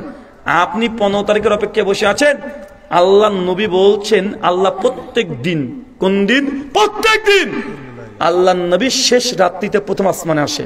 আজকে আসবে আল্লাহ, আজকে আসবে, এবং আল্লাহ শেষ মানে এসে, মানে তাহাজ্জুদের রক্তে এসে আল্লাহ চিৎকার মেরে বলতে থাকেন, কে আছে বান্দা আজকে তোমরা ক্ষমা চাইবে, আমি আল্লাহ ক্ষমা করে দেবো। কে আছে যে দিনে গুনাহ করেছে, রাত্রিতে এসে বলবে আল্লাহ আমি দিনে পাপ করেছি, আগে ক্ষমা করে দাও, আমি আল্লাহ তাই ক্ষমা করে দেবো। কে আছে যে রাত্রে পাপ করেছে, দিনে বলে তওবা করে আমি ক্ষমা করে দেবো? চাচা আল্লাহ শুধু শাবান মাসের 15 তারিখ সবাতে আসে না, আল্লাহ প্রত্যেক দিনই আসে এবং শেষ আসমানেই আসে। আল্লাহ প্রতিদিন বলে যে ক্ষমা চাইবি তাকে ক্ষমা করব। কদিন আপনি রাত্রিবেলাতে উঠে তাহাজ্জুদ পড়েছেন? কদিন? এটা বাঙালির সমস্যা, কথা বুঝতে পারলেন না? আর 365 দিন আল্লাহ শেষ আসমানে আসে, কিন্তু বাঙালি ফাঁকিবাজ। ফাঁকিবাজ কেন? 365 দিন কে ভাই উঠবে ভাই, একদিন হলেই হবে, মানে একদিনে মনে হচ্ছে লাথি মেরে জান্নাতে ঢুকে দেবে পীর সাহেবকে, এগোটা ভাবনা। দেখেন আরেকটা দেখেন, আপনি যে ফাঁকিবাজ, আপনি ইবাদত করতে চান না, সুন্নাত ইবাদত করতে চান না, সমাজে যা চলছে ওটা আপনি করতে চান। সহিহ বুখারী 2009 নম্বর হাদিস, আল্লাহ নবী বলছেন তোমরা লাইলাতুল কদর, লাইলাতুল কদর নাম জানেন তো? জানেন না? লাইলাতুল কদর আল্লাহ নবী বললেন তোমরা শেষ দশকে অন্বেষণ করো, যে পেয়ে যাবে। কত বছরে নাকি পেয়ে যাবে? একদম 86 বছর। চিন্তা করছেন? কমপক্ষে এক রাত্রি। আল্লাহ নবী তিনি লাইলাতুল কদরের জন্য পাওয়ার জন্য নবী হওয়ার পরেও আল্লাহ নবী শেষ 10টা দিন তিনি জেগে থাকতেন, মানে 20 রমজান থেকে একদম চাঁদ যতদিন না উঠছে, কথা বুঝতে পারছেন? শেষ 10টা দিন। চাচা কটা দিন? আল্লাহ নবী শেষ 10টা দিন লাইলাতুল কদরকে খুঁজে বেড়াতেন, যে কোন দিনটা পেয়ে যায়, কোন দিনটা পেয়ে যায়, কোন দিনটা হয়ে যায়। যদি হয়ে যায় 86 বছরের আমল নিকিত হয়ে যাবে। সাহাবীদের মধ্যে যখন একটু কষ্ট হয়ে গেল, আল্লাহ নবী দয়ার নবী, তিনি সাহাবীদেরকে বেশি কষ্ট দিতে চান না, তিনি তখন আল্লাহ সুবহানাহু ওয়া তাআলার পক্ষ থেকে তাকে লাইলাতুল কদর যে কয় তারিখ এটা আল্লাহ জানিয়েও দিলেন, যে এত তারিখে লাইলাতুল কদর হবে। কিন্তু আল্লাহ নবী স্বপ্নের মধ্যে দেখার পরে আল্লাহ আবার ভুলিয়েও দিলেন। কথা বলে বুঝতে পারলেন না মনে হয়? নবীকে স্বপ্নে দেখালেন এত তারিখে লাইলাতুল কদর, আবার নবীকে ভুলিয়ে দিয়েছে। কেন? এটার আলাদা হিকমা আছে, পরে বলছি। তা আল্লাহ নবী তখন শুধু মনে করতে পারছে না যে স্বপ্নে কত তারিখ লাইলাতুল কদর ছিল। আল্লাহ নবী তখন দেখলেন যে না, মনে যখন হচ্ছে, তবে এটা নবীর মনে আছে যে বেজোড় সংখ্যক দিন। কোন দিন? বেজোড় সংখ্যক দিন। নবী আমাদেরকে ইজাজত দিলেন, আচ্ছা ঠিক আছে, শেষ 10 দিন যদি না পারো বেজোড় রাতগুলো জাগো। 21শে রমাজান, 23শে রমাজান, 25শে রমাজান, 27শে রমাজান, 29শে রমাজান। নবীজি 3 দিন যে তারাবি জামাতে পড়েছিল, সুনান আবু দাউদ 1375 নম্বর হাদিস। কয় তারিখ? 23শে রমাজান, 25শে রমাজান, 27শে রমাজান, 3 দিন। সুনান তিরমিজি 806 নম্বর হাদিস। নবী কয় দিন তারাবি নামাজ পড়েছিল জামাতে? 3 দিন। কোন কোন তারিখ? 23শে রমাজান, 25শে রমাজান, 27শে রমাজান। সুনান তিরমিজি হাদিস নম্বর 806। একদম স্পষ্ট সহিহ সনদে মজুদ আছে। আল্লাহ তখন বললেন যে না, 10টা দিন না পারলে বেজোড় সংখ্যক দিনে জাগো। নবীর এটা সিদ্ধান্ত, কিন্তু পীর সাহেব বলে দিয়েছে, হুজুর বলে দিয়েছে। আবার শেষ 5টা দিনকে জাগা সম্ভব বেজোড় সংখ্যক দিন? নবী তো 10টা ছাড়, 10টার মধ্যে অর্ধেক ছাড় করে দিয়েছে। শেষ 5টা দিনকে বললেন বেজোড় সংখ্যক দিনগুলো। এখন পীর সাহেব তো আবার পাওয়ার তো কম না, ও নবীর উপরে টেক্কা দিয়ে বলে দিল অত দরকার নেই বাবা, 27শে রমাজান যা কাজ হয়ে যাবে। পীরের বাপ দেখে এসেছিল, আমার নবী জানে না, তোমার পীর জানে? আমার নবী জানে না, তোমার ইমাম সাহেব জানে? নবী বলছে শেষ বেজর দিন। বাঙালির নবীর কথা না মেনে কার কথা মেনেছে? কার কথা? পীরের কথা, সমাজের কথা। রাগ হচ্ছে? কিচ্ছু করার নেই চাচা, আমি আপনাকে নবীর দিকে টানছি। কার দিকে? নবীর দিকে। আপনি ছুটছেন পীরের দিকে। আমি বলছি আল্লাহ নবীকে ধরে নেন, ইনশাআল্লাহ কিয়ামতের মাঠে আপনি ক্ষতিগ্রস্ত হবেন না। কিন্তু আপনি যদি পীরের নামে সমাজের এদিকে ধরেন, আশঙ্কা আছে না নাই? আমি আশঙ্কা মুক্ত থাকতে চাই। আমি আপনাকে বলছি না, আমি যে কথা বললাম আমার কথাতে আসেন। আমি কথা বলি না আমার পীর সাহেব আলাদা আছে, আমার পীরের বায়াত নিয়ে নেন। আপনাকে বলেছি আমার লেখা বই আছে, এগুলো পড়ে আপনি আমল করেন। আপনাকে বলেছি আল্লাহ নবীর সুন্নাতের উপরে পাবন্দি হিসেবে আমল করেন, ইনশাআল্লাহ আপনি অচিরে জান্নাতে প্রবেশ করবেন। তার মানে প্রথম পয়েন্ট, নবীর উম্মত কারা নয়?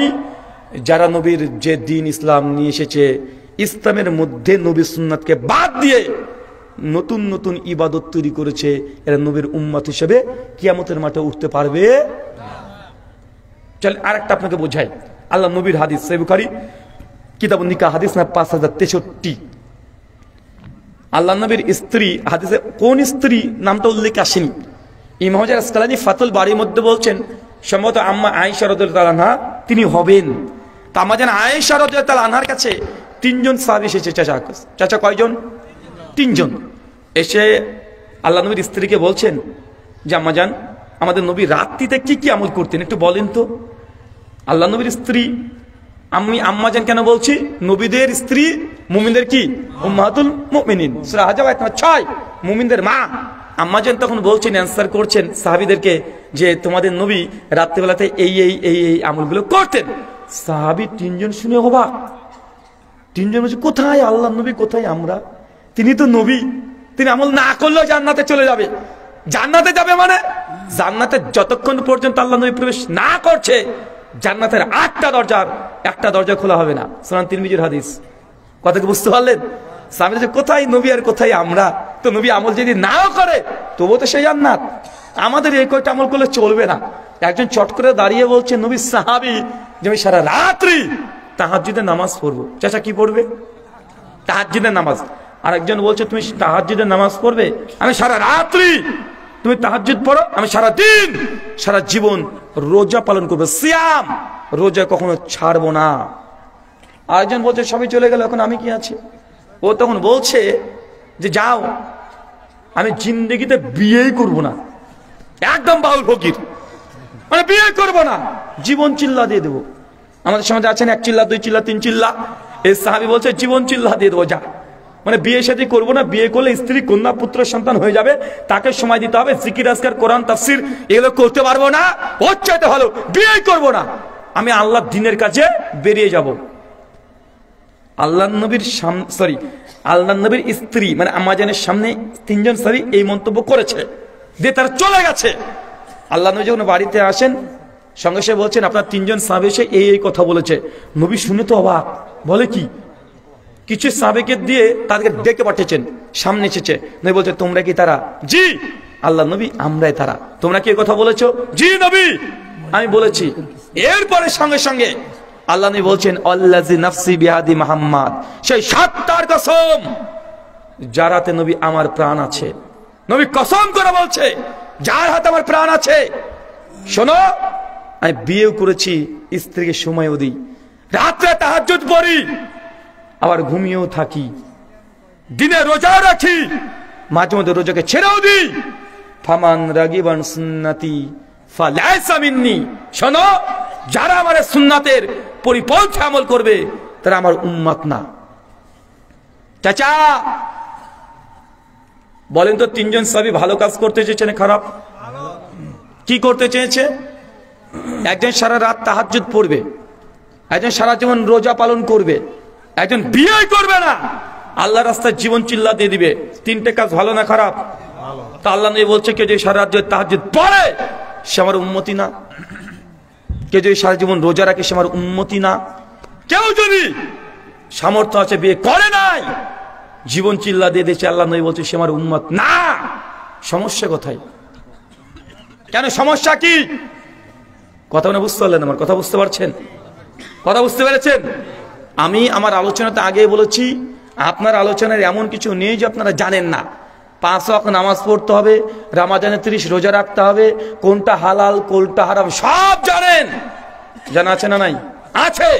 কিন্তু ইসলামটাকে এখনো বুঝতে পারেনি, ইসলামের নীতিমালা ফর্মুলা এটা যতক্ষণ মধ্যে আমার ব্রেনে না আসছে আপনি মনে করবেন কাজটা নেকির হচ্ছে, অথচ কাজটা নেকি নাই, বরং গুনাহ হয়ে যাবে। অনেক মানুষ আছে ওরা বলছে তুমি জানো আমাদের পীর সাহেব এক পায়ে দাঁড়িয়ে 40 বছর কোরআন খতম দিয়েছে। বলে না ভাইজান? বলে কি বলে না? আপনারা পাগল। 40 বছর এক পায়ে দাঁড়িয়ে চারটেখানে ব্যাপার নাকি? বেটা তুমি হচ্ছে ভণ্ড, তোমাকে এক পায়ে দাঁড়িয়ে কোরআন খতম করতে কে বলেছে? কে বলেছে? আল্লাহ নবী জীবনে করেছে, সাহাবী করেছে, আবু বকর ওমর ওসমান আলী করেছে। আরে নবী করেনি, সাহাবী করেনি, তুই নবী সাহাবী চাইতে তুই বড় বুজুর্গি দেখাতে যাচ্ছ? না, কেউ হতে পারে না। যদি করেন ওই যে আল্লাহ নবী বলছেন একজন লোক সারা রাত তাহাজ্জুদের নামাজ পড়বে, হচ্ছে পড়া যাবে না, বরং আমি রাত্রে কিছু অংশ নামাজ পড়ি কিছু অংশ ঘুমাই। আপনি নবীকে ওভারটেক করতে যাচ্ছেন। ইয়া আইয়ুহাল্লাযিনা আমানু, হে বিশ্বাসীগণ, লা তুকাদ্দিমু, খবরদার আমার নবীর আগে যাবি না, আমার নবীর আগে যাবি না। নবী রাত্রিতে ঘুমাই আবার নামাজ পড়ে, আর তুই সারা রাত তুই তাহাজ্জুদের নামাজ পড়বি? আল্লাহ নিষেধ করে দিয়েছে সূরা হুজুরাত 49 নম্বর সূরার 1 নম্বর আয়াত। আল্লাহ তারপর আবার বলছেন ইয়া আইয়ুহাল্লাযিনা আমানু আতিউল্লাহ ওয়া আতিউর রাসূল ওয়া লা তুবতিলু আমালাকুম। শোনো, আমি আল্লাহকে মেনে চলো, নবী যা দিয়েছে তাই মানো, আর আমি আল্লাহ যা দিই নাই, নবী যা দেয় নাই, নতুন কোন আমল করলে তোমাদের আমলগুলো সব বাতিল। এটা ভাব অনুবাদ। বুঝতে পারলেন না মনে হয়? চাচা আমি মনে করছি যে বেশি ইবাদত করবো, সবাই করি বা কি রে ভাই, নামাজই তো পড়ি। নামাজ পড়া কি খারাপ কাজ? বলেন নামাজ পড়া খারাপ কাজ? খারাপ না ভালো? ভালো কাজ। তো ওই স্বামী তো বলেছে সারা রাত নামাজ পড়বে, ও বলেছে মদ খাবো? হ্যাঁ বলেছে? ওটা নামাজও পড়তে চাইছে, তাহাজ্জুদ নামাজ পড়তে চাইছে, বলছেন না। কেন? কারণ নবী সারা রাত পড়েনি, তুই পড়তে পারবি না। কথা বুঝতে পারলেন? মানে এটা আপনার আমার ভাষায়। তো সবাই রাত্রিতে নবীজি 100 রাকাত বা 50 রাকাত বা 2 রাকাত নামাজ পড়েছে, এর কোনো হাদিস দ্বারা প্রমাণিত না। বেশি মূল্যায়ন করতে গেলেই এটাকে বলা হয় আল্লাহ নবীর দ্বীনকে বিকৃত করা। কি করা? আপনি এখন বুঝতে পারেননি মনে হয়, বুঝতে পারেননি না? আমি বুঝাতে পারছি আপনাকে। আচ্ছা আপনাকে আর একটু বুঝাই, নামাজ পড়লে গুনাহ হয় কখন জানেন? আচ্ছা বলেন তো, জুমার নামাজ কত রাকাত ফরজ? জোহর কত রাকাত ফরজ? কারণ কি যে জুমার দিনে 4 রাকাত জুমা পড়ে, কেন হবে না? চাচা এবার জুমার দিনে জুমার নামাজ শেষ করবেন 4 রাকাত পড়ে। কয় রাকাত পড়বেন? কেন পড়বেন না? নামাজ তো নামাজ না, তো বিধান নিয়ে তো কি হয়েছে? ভালো কাজ তো, ভালো কাজ না? চাচা কেউ যদি জুমার দিনে 4 রাকাত জুমার নামাজ পড়ে, নামাজ হবে না বাতিল? নেকি হবে না গুনাহ হবে? ফেরেশতারা আপনাকে প্রাইজ দেবে না ঠেকাবে? মানে একদম মানে চামড়া তুলে ছেড়ে দিবে। এখনো বুঝতে পারিনি মনে হয়। চাচা রমজান মাসে বিতের নামাজ জামাতে পড়েন না একাকি? জামাতে পড়েন না? ইমাম সাহেব কি জামাতে পড়ায় না? আজকে এসের নামাজের পরে বিতের পড়েছেন? পড়েছেন। কিসে? জামাতে না একা? কেন জামাতে পড়েন? জামাতে বলে বেশি নাকি না? আরে আশ্চর্য তো। কি রে ভাই, বিধান নাই? আশ্চর্য। জামাত তো করা ভালো রে ভাই, ভালো না? আর বেতেরের জামাত হাদিস দ্বারা প্রমাণিত। নবীজি রমজান মাসে সাহাবীদের কিনে করিয়েছেন। আলী বিন আবি তালেব করেছে, ওমর ইবনুল খাত্তাব করেছেন, যায়েদ বিন সাবিত করেছেন, একদম আবু দাউদ তিরমিজির হাদিস দ্বারা প্রমাণিত। এখন ওই দলিলকে কেউ যদি দলিল বানিয়ে এখন বলে বাকি 11 মাস জামাতে আমরা ভিতরে নামাজ পড়বো, ভালো জিনিস, পড়বেন? আশ্চর্য রে ভাই, আপনারা কঠিন মানুষ রে ভাই। নামাজ পড়তে বলছি, জামাতে পড়তে বলছি, তারপর আপনি পড়বেন না। চাচা কোরআন মাজিদ দাঁড়িয়ে পড়া আদব না বসে পড়া আদব? আমি যদি এখন প্রমাণ করি আপনাকে যে বসে পড়া না দাঁড়িয়ে পড়ে আদব, হ্যাঁ? সালাম দিয়া নবীকে ঝামেলা আছে না? দাঁড়িয়ে সালাম দেবো না বসে সালাম দিব? আছে না নাই? একদল বলে দাঁড়িয়ে, একদল বসে। এখন আমি কোরআন হাদিস দিয়ে যুক্তি দিই, আমি যদি প্রমাণ পেশ করে দিই যে কোরআন দাঁড়িয়ে পড়াটাই ওয়াজিব মানে ফরজ, বসা যাবে না, হ্যাঁ? আরে ভাই সালাত হোক আর যাই হোক, চাচা যেমন আত্মীয়াতের বোর্ড থেকে বসেছেন, আত্মীয়াতু লিল্লাহি পড়ছেন না, আসসালাতু আত-তাইয়্যিবা, তার মানে এখানে কি দিলেন নবীর প্রতি? আইয়ুহান নবী, কি দিচ্ছেন? নবীকে সালাম দিচ্ছেন। সালাম দিচ্ছেন না? দুরুদ ইব্রাহিম পড়ছেন, আল্লাহুম্মা সাল্লি আলা মুহাম্মাদ। এই যে দুরুদ বললেন, সালাম বললেন, দাঁড়িয়ে না বসে? তার মানে বোঝা গেল ইবাদতের মধ্যে শ্রেষ্ঠ ইবাদত নামাজ মানে সালাত। এই শ্রেষ্ঠ ইবাদতে যদি বসে বসে নবীর প্রতি দুরুদ সালাম দিতে পারেন, দাঁড়ানোর কি দরকার তাহলে? কথা বুঝতে পারলেন না ভাইজান? আচ্ছা, কোরআন যখন নামাজ পড়ছেন, আল্লাহু আকবার সানা পড়লেন, এরপরে কি পড়েন? ফাতিহা পড়েন না? ফাতিহা কোরআন কি করেন না? তারপর সূরা ইখলাস, নাস, ফালাক যা ইচ্ছা তাই পড়েন। কোরআন পড়ছেন না? পড়ছেন না? পড়ছেন। তার মানে বুঝলাম যে নামাজ আমরা কি বললাম? কোরআন দাঁড়িয়ে কি পড়েছি। তো প্রমাণ হলো যে চাচা, প্রমাণ হয়নি? কথা বলেন না রে। এ তো কোরআনে হাদিস দিলাম আপনাকে। আল্লাহ নবী দাঁড়িয়ে কোরআন পড়েছে। বুখারী, মুসলিম, আবু দাউদ, তিরমিজি, ইবনে মাজাহ, নাসাই, দারিকুতনি, বাইহাকি, যে কোন হাদিস নিয়ে আসেন, বাবুল কিরাত খোলেন, নবী দাঁড়িয়ে তিনি কিরাত পড়েছেন, মানে কোরআন পড়েছেন। বসে নবী কোরআন পড়েছেন, দলিল দেখাতে পারবেন?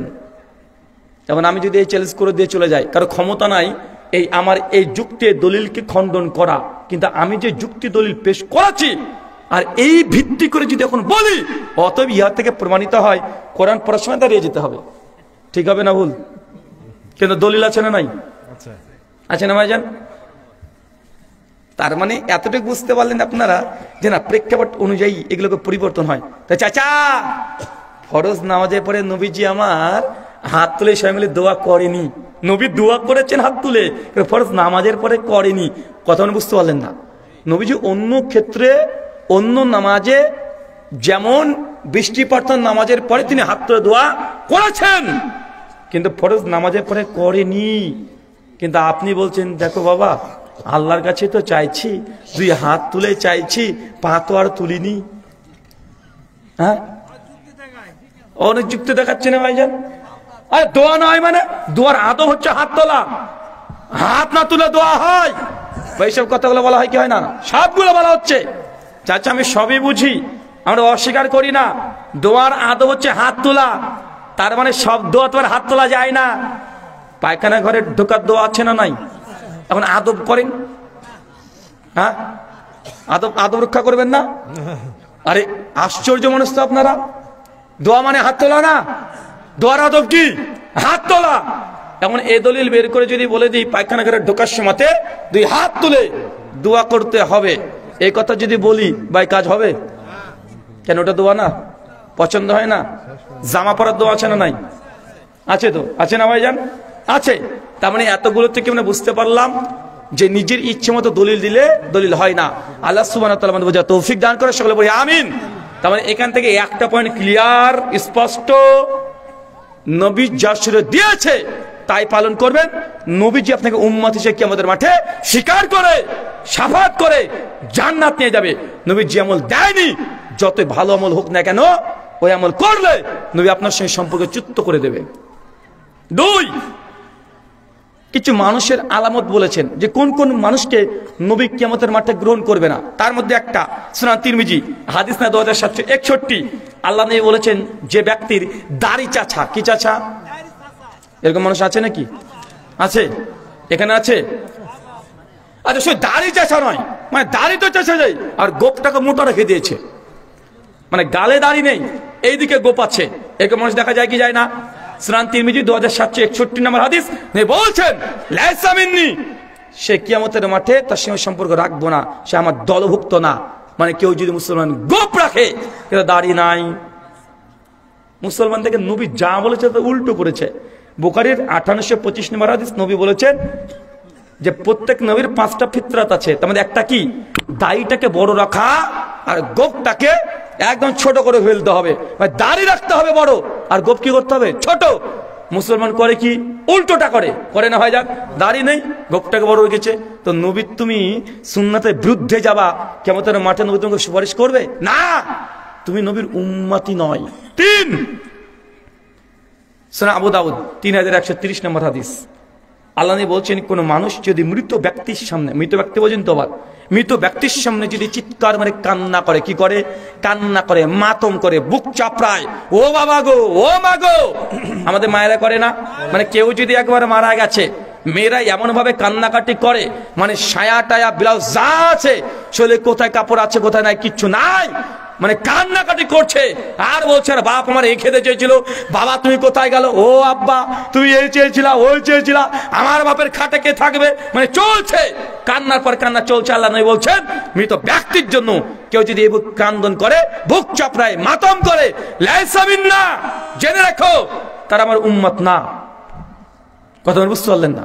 জি, আপনার আপনজন মারা গেছে, আপনার হৃদয় থেকে রক্তক্ষরণ হবে জানি, আল্লাহ নবী পরিষ্কার ভাবে বলেছেন মাতম করা যাবে না। কাঁদতে যদি ইচ্ছা হয় ওই মৃত লাশের সামনে না, মাঠে চলে যান, ঘরে চলে যান, কান্না করেন, ওই লাশের সামনে নাই। আল্লাহ নবী পরিষ্কার ভাবে জানাচ্ছে মৃত ব্যক্তিকে কেউ যদি এইভাবে একটু আঘাত করে, এই যে একটা আঘাত করলেন, এই আঘাত জীবিত মানুষ যতটা ব্যথা পেয়েছে মৃত মানুষ তার চাইতে ডবল পায়। আপনি আদর দেখিয়ে বাপকে ও বাবা গো বাবা করে বুক বাড়াচ্ছেন, আছে না নাই কথা বলেন? আপনি যদি এই 1 কিলো ওজনে ওঠায়, মরার পর আল্লাহ সে দ্বিগুণ ডবল হয়ে যায়, স্পর্শকাতর হয়ে যায়। মায়েরা সবচেয়ে এই কাজটা বেশি করে। আল্লাহ এই জন্য বলেছেন কোন ব্যক্তির জন্য যদি তা এইভাবে মাতম করে কান্না করে, তাহলে মৃত ব্যক্তিকে আল্লাহ আযাব বাড়িয়ে দেয়। কথা বুঝতে পারলেন না মনে হয়? আপনার বাপকে ভালোবাসেন, ছেলেকে ভালোবাসেন, মারা গেছে ভালো কথা, মানুষ আমরা, আমাদের হৃদয় থেকে রক্তক্ষরণ হবে, কান্না পাবে, তার অর্থ এই নয় মাতম করে কান্না করতে হবে, চুল ছিঁড়তে হবে, বুক চাপড়াতে হবে। যদি কান্না করতে হয় গোপনে চলে যান, হাউমা করে কান্না করেন, আপনি তো কাঁদবেন। আল্লাহ নবীর সন্তান ইব্রাহিম যখন মারা গিয়েছিল নবীও কান্না করেছেন। আনাস বিন মালিকের মা রুমাইসা আল্লাহ নবীর কান্না দেখে তিনিও কান্না করছেন। নবী নিজের সন্তানের কান্না করেছে, তবে আপনার মতো করে নয়। আপনি যদি কান্না করতে চান অন্য জায়গায় চলে যান, মাতম করা যাবে না। চাচা যাবে? আর যদি কেউ যদি মাতম করে, ওই মেয়েদের মানে যেই হোক ওকে ওখান থেকে তুলে দিতে হবে। কেন? কেন ওই মেয়েটার কান্নার কারণে ওরা বাপ যে মারা গেছে, বাপ এখন আযাব বেশি পাচ্ছে। বোন, বাপের যদি উপকার করতে চাও কান্না করে উপকার হবে না। সারা জীবন কান্না করলেও বাপের কবরের 1 ফোঁটা তুমি আযাবকে বাঁচাতে পারবে না। বাপকে যদি আযাব থেকে রক্ষা করতে চাও, কান্না বন্ধ করে নামাজে দাঁড়িয়ে গিয়ে 2 রাকাত নামাজ পড়ে বাপের জন্য দোয়া করো। এটাতে বাপের কল্যাণ হবে। হবে কি হবে না? কথা বলেন। হবে। দান, সাদকা, জিকির, আজকার সবগুলো করো যেটা নবী করেছে। কান্না করে বাপের উপকার করা যায় না। উপকার করতে হলে সুন্নাত নবী যা শিক্ষা দিয়েছে এই আমলগুলো করে বাপের জন্য দোয়া করো, একটু দান করো, বাপের জন্য সদকা করো। একদিনে 40 খানা করে দিয়ে বাপকে জান্নাতে পাঠানো যায় না। তোমার বাপ মারা গেছে, মৃত্যু পর্যন্ত তোমাকে দান করতে হবে। বুঝতে পারলেন না মনে হয়? মৃত্যু পর্যন্ত। একদিন 1000 মানুষকে খাইয়ে দিয়েছেন, আর ভাবছেন যে বাপের জন্য একদম মরা মাসের খানা করে দিয়েছি, 1000 মানুষকে খাওয়িয়েছি, তার মানে বাপ আমার জান্নাতে ফুটবল খেলছে। মামুর বাড়ি নাকি? আপনি সন্তান, বাপের জমি জমি সারা জীবন আপনি ভোগ করবেন। যতদিন থাকবেন বেঁচে ততদিন দান করতে হবে, ততদিন বাপের জন্য দোয়া করতে হবে। এটা নবী সুন্নাত। এটা কি কথা বলেন? সুন্নাত। কিন্তু আমরা ওই যে ফাঁকিবাজ, আমাদের অত দরকার নেই, একদিন করলেই হবে। ওই 27 রমজান ধরে নিয়েছেন, নেই বললো শেষ 10টা দিন, আমরা করে নিলাম 1টা দিন। নেই বললো 365 দিন আল্লাহ আকাশে শেষ আসমানে নেমে আসে, আমরা বললাম অত 365 দিন আমার সময় আছে নাকি রে বাবা, 15 তারিখে গেলেই হবে। আল্লাহ বললো প্রতিদিন 5 ওয়াক্ত নামাজ ফরজ।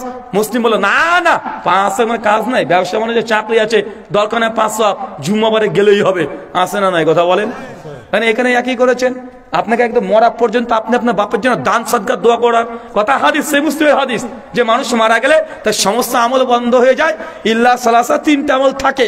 তবে সদকায়ে জারিয়া, নেক সন্তানের দোয়া, দান সদকা, এগুলো টেকে। কিন্তু আপনি 3টে করলেন, একদিনকে ফিক্সড করে দিলেন, তারপরে ভাবলেন বাপ আমরা জান্নাতে এখন দোল খেলছে।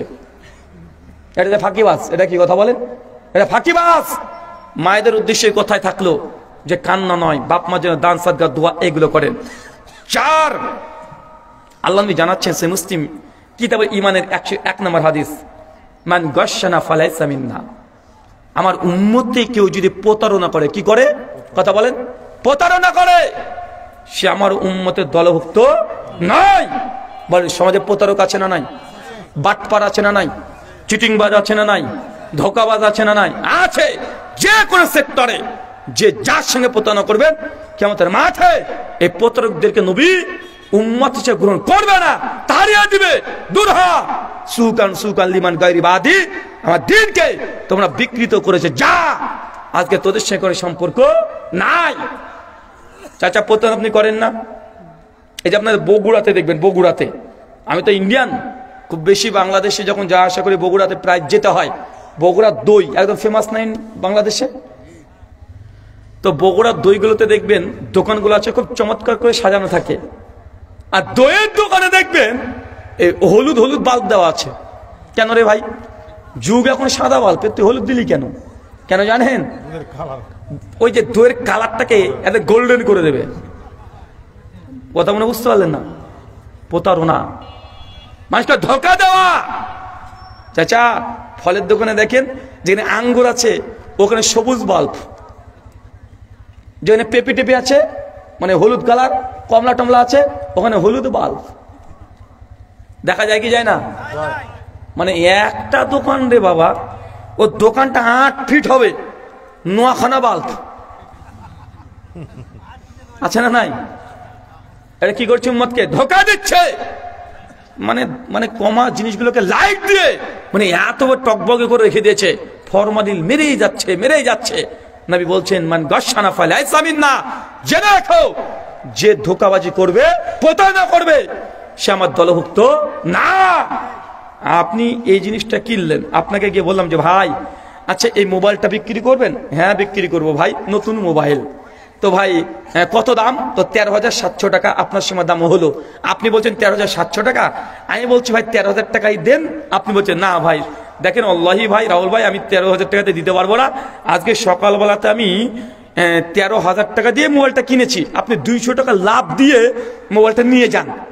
কসম কাটেন, আল্লাহ কসম ভাই আমি 13,000 টাকা দিয়ে কিনেছি, 100 টাকা লাভ দিবেন না? আমি ভাবছি ভালোই তো ছেলে, 100 টাকা লাভে দিচ্ছে, আচ্ছা ঠিক আছে না, 13,100 টাকা দিয়ে দিয়েছি। ও অথচ সে এই 13,000 টাকা মালটা কিনে নি, ও 12,000 টাকা দিয়ে কিনেছিল, মিথ্যা কসম কেটেছে। আছে না নাই? আছে না নাই? আছে।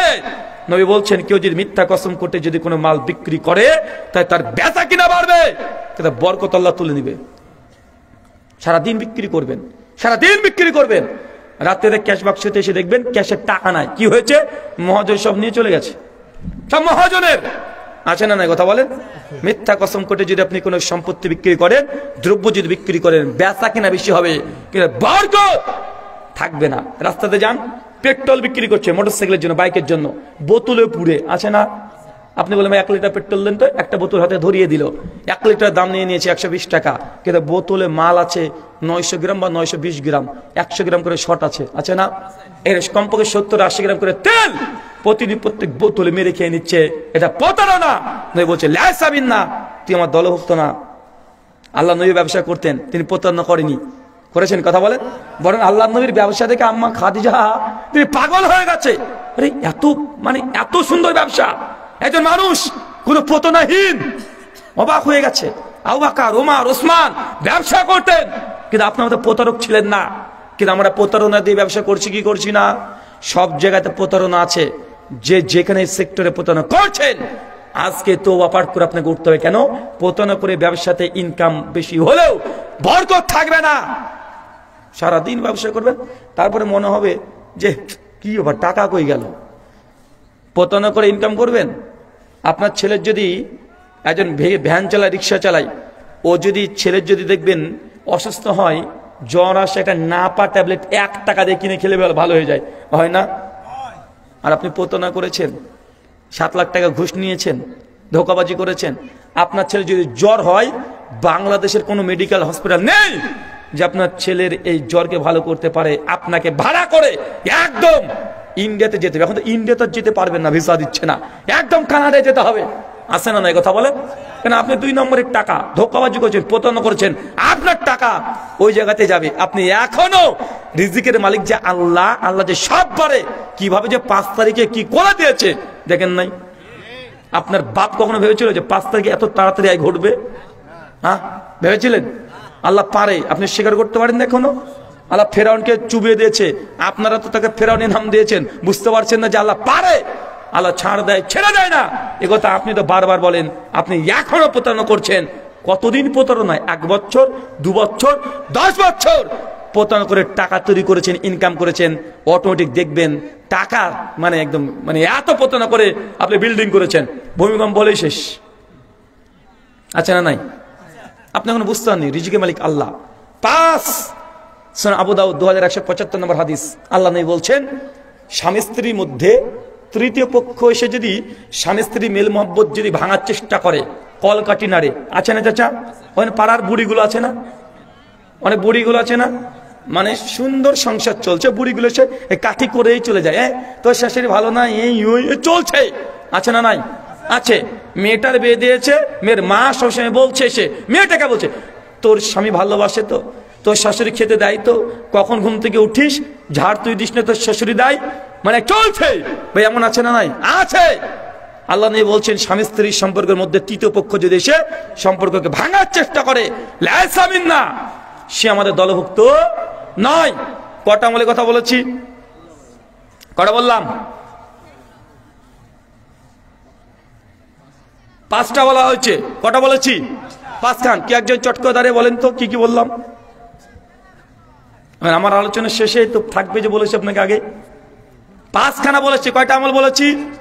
যে 5 খানা আমল করলে কিয়ামতের মাঠে আল্লাহ নবী আপনাকে উম্মত হিসেবে স্বীকার করবে না। কয়টা আমল?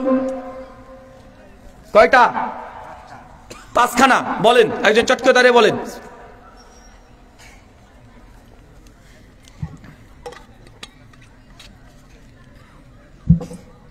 ভাই পারবেন না? যান, 300 টাকা দেবো। শুরুতে 300 টাকা দিতে চেয়েছি, পারেননি। প্রথমে একটা বলতে চাইছিল ভাই, কিন্তু আপনি ওটা ধরলেন। কেউ বলতে চেয়েছিলেন নাকি? কে? বুঝতে পারিনি তো।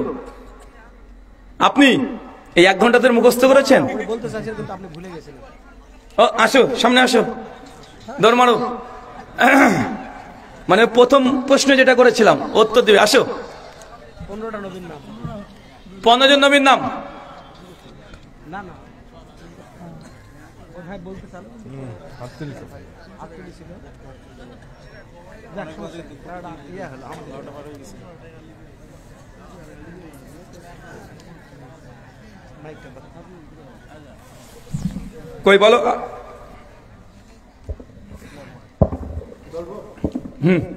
এক হযরত আদম আলাইহিস সালাম, নবী আদম। 2 হযরত নূহ আলাইহিস সালাম, নূহ। 3 হযরত সুলাইমান আলাইহিস সালাম, মাশাআল্লাহ। হযরত হুদ আলাইহিস সালাম, হযরত জাকারিয়া আলাইহিস সালাম। বল, উল্টো পাল্টা হোক, মাথা পায়ে চলে যা। হ্যাঁ, হযরত ঈসা আলাইহিস সালাম, হযরত জাকারিয়া আলাইহিস সালাম। থাক চাচা, সিরিয়াল থাক, বলতে থাক। হ্যাঁ, হযরত ঈসা আলাইহিস সালাম। উল্টা পাল্টা বলে তো একই নাম 3 বার বলে তো 15 বুঝিয়ে দিবে রে ভাই। সিরিয়ালে আবার প্রথম থেকে শুরু করো। এই আপনারা দেখেন তো ডবল বলছে কিনা, যদি হয় লুকমা দেবেন, ঠিক আছে? 300 টাকার ব্যাপার। আপনারা যেন আবার নিজেদের এলাকার বলে মানে 1 নাম 3 বার বললেও বলবেন না, এমন যেন না হয়, লুকমা দেবেন। জি। হযরত আদম আলাইহিস সালাম। 1 হযরত নূহ আলাইহিস সালাম। 2 হযরত সুলাইমান আলাইহিস সালাম। 3 হযরত জাকারিয়া আলাইহিস সালাম। 4 হযরত ইব্রাহিম আলাইহিস সালাম। 5 হযরত নূহ আলাইহিস সালাম। 6 হযরত ইয়া আলাইহিস সালাম। 7 হযরত ঈসা আলাইহিস সালাম। 8 টাকা গেল। আর হযরত জাকারিয়া আলাইহিস সালাম। 9 হযরত জায়গায় একবার হয়েছে। ইউনূস আলাইহিস সালাম। 10 হযরত একটা লুকমা মানে জাকারিয়ার নাম ডবল বলেছেন আলাইহিস সালাম, তাহলে 9টা হয়েছে। শুনেন, হযরত ইয়া আলাইহিস সালাম। আবার ইয়া হয়েছে। হয়েছে এটা। হযরত মুসা আলাইহিস সালাম। এই লোক বলে দিচ্ছে টাকা কিন্তু আপনাকে দিতে হযরত 150 ঈসা টাকা। আলাইহিস সালাম। ঈসা আলাইহিস সালাম। ওইসব হয়েছে একবার। হয়েছে। হযরত মুহাম্মদ সাল্লাল্লাহু আলাইহি সাল্লাম। 11 তো 11 আর 4টে। এই হযরত কলকার ইউনূস আলাইহিস সালাম। এইটা হয়েছে। হুদ আলাইহিস সালাম। হয়েছে? হ্যাঁ, ডাবল হচ্ছে না? না না, হুদ হয়নি, হুদ হয়নি। হয়নি না? আচ্ছা, তারপরে বলেন। না না, হয়ে গেছে, হয়ে গেছে। বলেন। হযরত ইয়াকুব আলাইহিস সালাম। হযরত আইয়ুব আলাইহিস সালাম। হয়ে গেছে ভাই। কয়টা হয়েছে? 15টা। আপনি কয়টা নাম বলেছেন? মানে কয়টা বলে সহযোগিতা করেছেন? আমি একটা বলছি। আপনি কয়টা বলেছেন? একটা। তো দুজন 100 100 200 দেন। মুসা আলাইহিস সালাম। শোনেন এ ভাই, এটা চিটিংবাজি হয় না আমার সঙ্গে? হয়েছে কি না? মানে উনি দুটো নাম বলেছে, ওই যে মুসা নাম বলে ঈসা নাম বলে তাই করছে নি। উনি শেষে বলছেন আইয়ুব আলাইহিস সালাম। আচ্ছা ঠিক আছে, সমস্যা নেই। জি ভাই, অবশ্যই আপনি পেরেছেন, আলহামদুলিল্লাহ। দেবো না তা না। এদার এদিকে আসেন ভাই, হাদিয়া নিতে হয়। আরে ভাই, পীরদেরকে হাদিয়া দেয়, আমরা বলি এদেরকে দিই তো। পীরদেরকে দিতে হয় না ভাইজান? আসেন আসেন আসেন। আরে আপনি মসজিদে দিয়ে দিবেন, সমস্যা কি? এই কমিটিকে দিয়ে দিবেন, সমস্যা নাই। এদিকে আসেন, সামনে আসেন। আরে ভাই, আপনি আপনার হাত দিয়ে নেন, আপনি ডবল দেখে পেয়ে যাবেন। আমি মসজিদ মানে মাহফিলে আপনি দিয়ে দেন। মাশাআল্লাহ, দিয়ে দেবো। হ্যাঁ, আমি টাকার জন্য এখানে আসিনি। শুকরান, বারাকাল্লাহ ফিক। মসজিদে প্রতিজন নবী রাসূলের নাম আমি মুখস্থ করে রাখছি। যাই হোক, এখানে আসার পরে আমার একটু ভিতরে একটু যাই হোক শুকে গেছে, কারণ এতগুলো এখানে অনেক আলেম ওলামারা আছে। তো যাই হোক, আপনারা কিছু মনে করবেন না, আমার এটা মুখস্থ আছে, কিন্তু এখানে আসার পর আমার একটু ভিতরে শুকে গেছে, বুঝতে পারছেন? অন্য কিছু না। মাশাআল্লাহ, কবুল করো, আমিন। মুখস্থ করেছি এবং এটা আমি ক্লাস 8-এও আলিয়া মাদ্রাসা পড়াশোনা করেছি ইনশাআল্লাহ। তার মানে তুমি আলিম নাকি? আচ্ছা আচ্ছা, আলিয়া, ঠিক আছে। আলিয়া হোক আর সকিনা হোক, সমস্যা নেই। কয়টা আমলের কথা বলেছি ভাই? 5খানা। কেউ বলতে পারবেন না? 300 টাকা কিন্তু একজন জিতে গিয়ে আবার নিয়ে চলে গেছে, মানে দিয়ে গেছে। কে বলতে পারবেন? কি অবস্থা রে ভাই। আচ্ছা না, 500 টাকা দেবো। আরো বাড়াবো 1000 টাকা। ভাই, আমার প্রত্যেক আলোচনার শেষে প্রশ্ন তো থাকে। যারা আমার আলোচনা এর আগে শুনেছেন তারা জানেন যে আলোচনার মধ্যে প্রশ্ন করি আর শ্রোতাদের জন্য অফার থাকে। তো ভাই, 1000 টাকা 4 টাকা ভাবলেন নাকি? 1000 টাকা। 5টা আমলের কথা বলেছি। কয়টা বলেছি? 5খানা। কে বলতে পারবেন? শুধু পয়েন্ট গুলো বলতে হবে, কোন কোন আমল। ভাই, শেষে 10 মিনিটে 4টের কথা বলে দিয়েছি। সময় দেব? সময় 1 মিনিট ঘড়ি ধরে। সময় দেওয়া যাবে না? মানে ভিডিও শুনবে প্রথম থেকে? সর্বনাশ করেছে রে ভাই। বাঙালি তো। চাচা, হবে না? আমি বলবো? আগে বলেন, আমি বলে দেবো না আপনারা বলবেন? আমি বলবো। তাহলে 1000 টাকা করে সবাই তোলেন। তুলে এই ছেলেটা যেমন দিয়ে দিয়েছে, কমিটিকে দিয়ে দেন। কে কে দেবেন? এবার আর কেউ দেবে না। আরে ভাই, আমার সাহস আছে, আপনাদের সাহস নাই? আচ্ছা, 500 টাকা করে দেবেন ভাই, আমাকে না, কমিটিকে। মানে আজকের এই যে মসজিদ উন্নতি করবেন, এটা তো দিতে পারবেন না মসজিদে? জানি দেবেন না। আল্লাহ নবী যে সুন্নতের পরিবর্তে প্রচলিত নবী সুন্নতের বিরুদ্ধে আচরণ করা, মানে এক কথায় বিদআত করলে আল্লাহ নবী কি করবে না? কিয়ামতের সঙ্গে সম্পর্ক ছিন্ন করে দিবেন। 2, দাড়ি চাচা মাল কিন্তু গোপ রেখে দিয়েছে, এরকম আছে না নাই? 3, মানুষ মারা গেছে, তার সামনে শোক চিৎকার দিয়ে কান্না করা, বুক চাপড়ানো, মৃত মানুষের সামনে এই কাজগুলো করা যাবে না। মনে পড়ছেন আর কি আছে? 4, প্রতারণা করা। কি করা? প্রতারণা করা। 5, স্বামী স্ত্রীর মধ্যে এসে কলকাঠি লাগানো। এই 5টা বললাম না? এবার মনে থাকবে? মনে থাকবে? আচ্ছা বলেন তো কি কি বললাম এবার? আরে মুখস্থ করে যেতে হবে, মুখস্থ করাই লাগবে আপনাকে। 1, বিদআত। চাচা কি বলেন? 1, বিদআত। 2, গোপ রাখা, দাড়ি চাচা। 3, প্রতারণা করা। 4, যে কোনো সময়তে দুজন স্বামী স্ত্রীর মধ্যে মেলবন্ধনে ব্যাঘাত ঘটানো। 5 নম্বরটা বলেন? কেউ মারা গেলে মৃত লাশের সামনে বিলাপ করা, চিৎকার দিয়ে কাঁদাকাটি করা, বুক চাপড়ানো, বুক হাসড়ানো। ওই যে মহরম মাসে দেখবেন হাই হোসেন করে চিৎকার মারছে, আছে না, বুক চাপড়ায়। এরা মুসলমান নয়, এরা শিয়া। এরা কি? শিয়া। আর শিয়াদের এই মানে আকীদাগুলো মুসলিম সমাজে চলে এসেছে না? এসেছে। আল্লাহ সুবহানাহু ওয়া তাআলা এই 5খানা আমল থেকে আমাদের বিরত থাকার তৌফিক দান করো, সকলে বলি আমিন। আল্লাহ বিগত দিনে যত প্রতারণা আমাদের দ্বারা হয়েছে, সমস্ত প্রতারণা থেকে আমরা ইস্তেগফার পাঠ করছি। আল্লাহ তুমি আমাদের তওবা কবুল করো, সকলে বলি আমিন। আমাদের পরিবারের মধ্যে তুমি সুখ শান্তি দয়া অনুগ্রহ আল্লাহ তুমি বর্ষণ করো, সকলে বলি আমিন। তারিখ শেষ। কি শেষ? কি শেষ বলেন তো ভাইজান? তারিখ শেষ। কয় তারিখে দাওয়াত দিয়েছিলেন? 10। আজকে কয় তারিখ? টাইম শেষ না? জান, টাইমও শেষ, সময়ও শেষ। এখন নফল, ফরজ হয়ে গেছে। এখন কি? নফল। নফল মানে প্রশ্নোত্তর। প্রশ্নোত্তর এসেছে, শুনবেন না বাড়ি? হবে? আচ্ছা, জি, পড়তে থাকেন। আসসালামু আলাইকুম ওয়া রাহমাতুল্লাহ। কিছু প্রশ্ন দিয়েছে, সেই প্রশ্নগুলোর উত্তর মুহতারাম দিবেন। প্রশ্নগুলো আমি পরে শুনেছি। তাওয়াররুক করা কি এবং কত রাকাত বিশিষ্ট নামাজে তাওয়াররুক করা সুন্নাহ? শেষ রাকাতে করবেন, এটা জমহুর সালাফ এবং ফুকাহাদের মত। একদম শেষ রাকাতে, কথা বুঝতে পারছেন? 3 রাকাত বিশিষ্ট নামাজে শেষ রাকাতে, 4 রাকাত বিশিষ্ট নামাজ হলে তারও শেষ রাকাতে, 2 রাকাত নামাজ বিশিষ্ট হলে শেষ রাকাতে। শুকরান। দ্বিতীয় প্রশ্ন, বেনামাজির জবাকৃত পশু বা পাখির মাংস খাওয়া যাবে কি? বেনামাজি যদি কোনো প্রাণী জবাই করে তার মাংস খাওয়া যাবে কি যাবে না? বেনামাজির কোয়ালিটি দুটো হতে পারে। এক, সেই বেনামাজি মাঝে মধ্যে নামাজ পড়ে, মাঝে মধ্যে ছেড়ে দেয়, এমন আছে না নাই? বা সে শুধুমাত্র শুক্রবারে পড়ে, এটাও বেনামাজিরই অন্তর্ভুক্ত। এটা কিসের অন্তর্ভুক্ত? বেনামাজিরই অন্তর্ভুক্ত। আরেকজন আছে বেনামাজি, ওখানে মসজিদে আসেই না, এমন মুসল্লি আছে না নাই? আরেকজন আছে, ও আবার নামাজের কথা বললে বলে রে নামাজ পড়ে কে বললো হলো, নামাজ পড়ে কি হবে রে ভাই? হ্যাঁ, মানে নামাজকে নিয়ে কুটুক্তি করে। 3 কোয়ালিটির ব্যক্তি আমাদের সমাজে পাওয়া যায় না? একটা হচ্ছে শুধু জুমাবারে পড়ে, একটা হচ্ছে শুধু জুমা পড়ে নাকি ঈদের দিন ঠিকই চলে যায়, হ্যাঁ আছে না?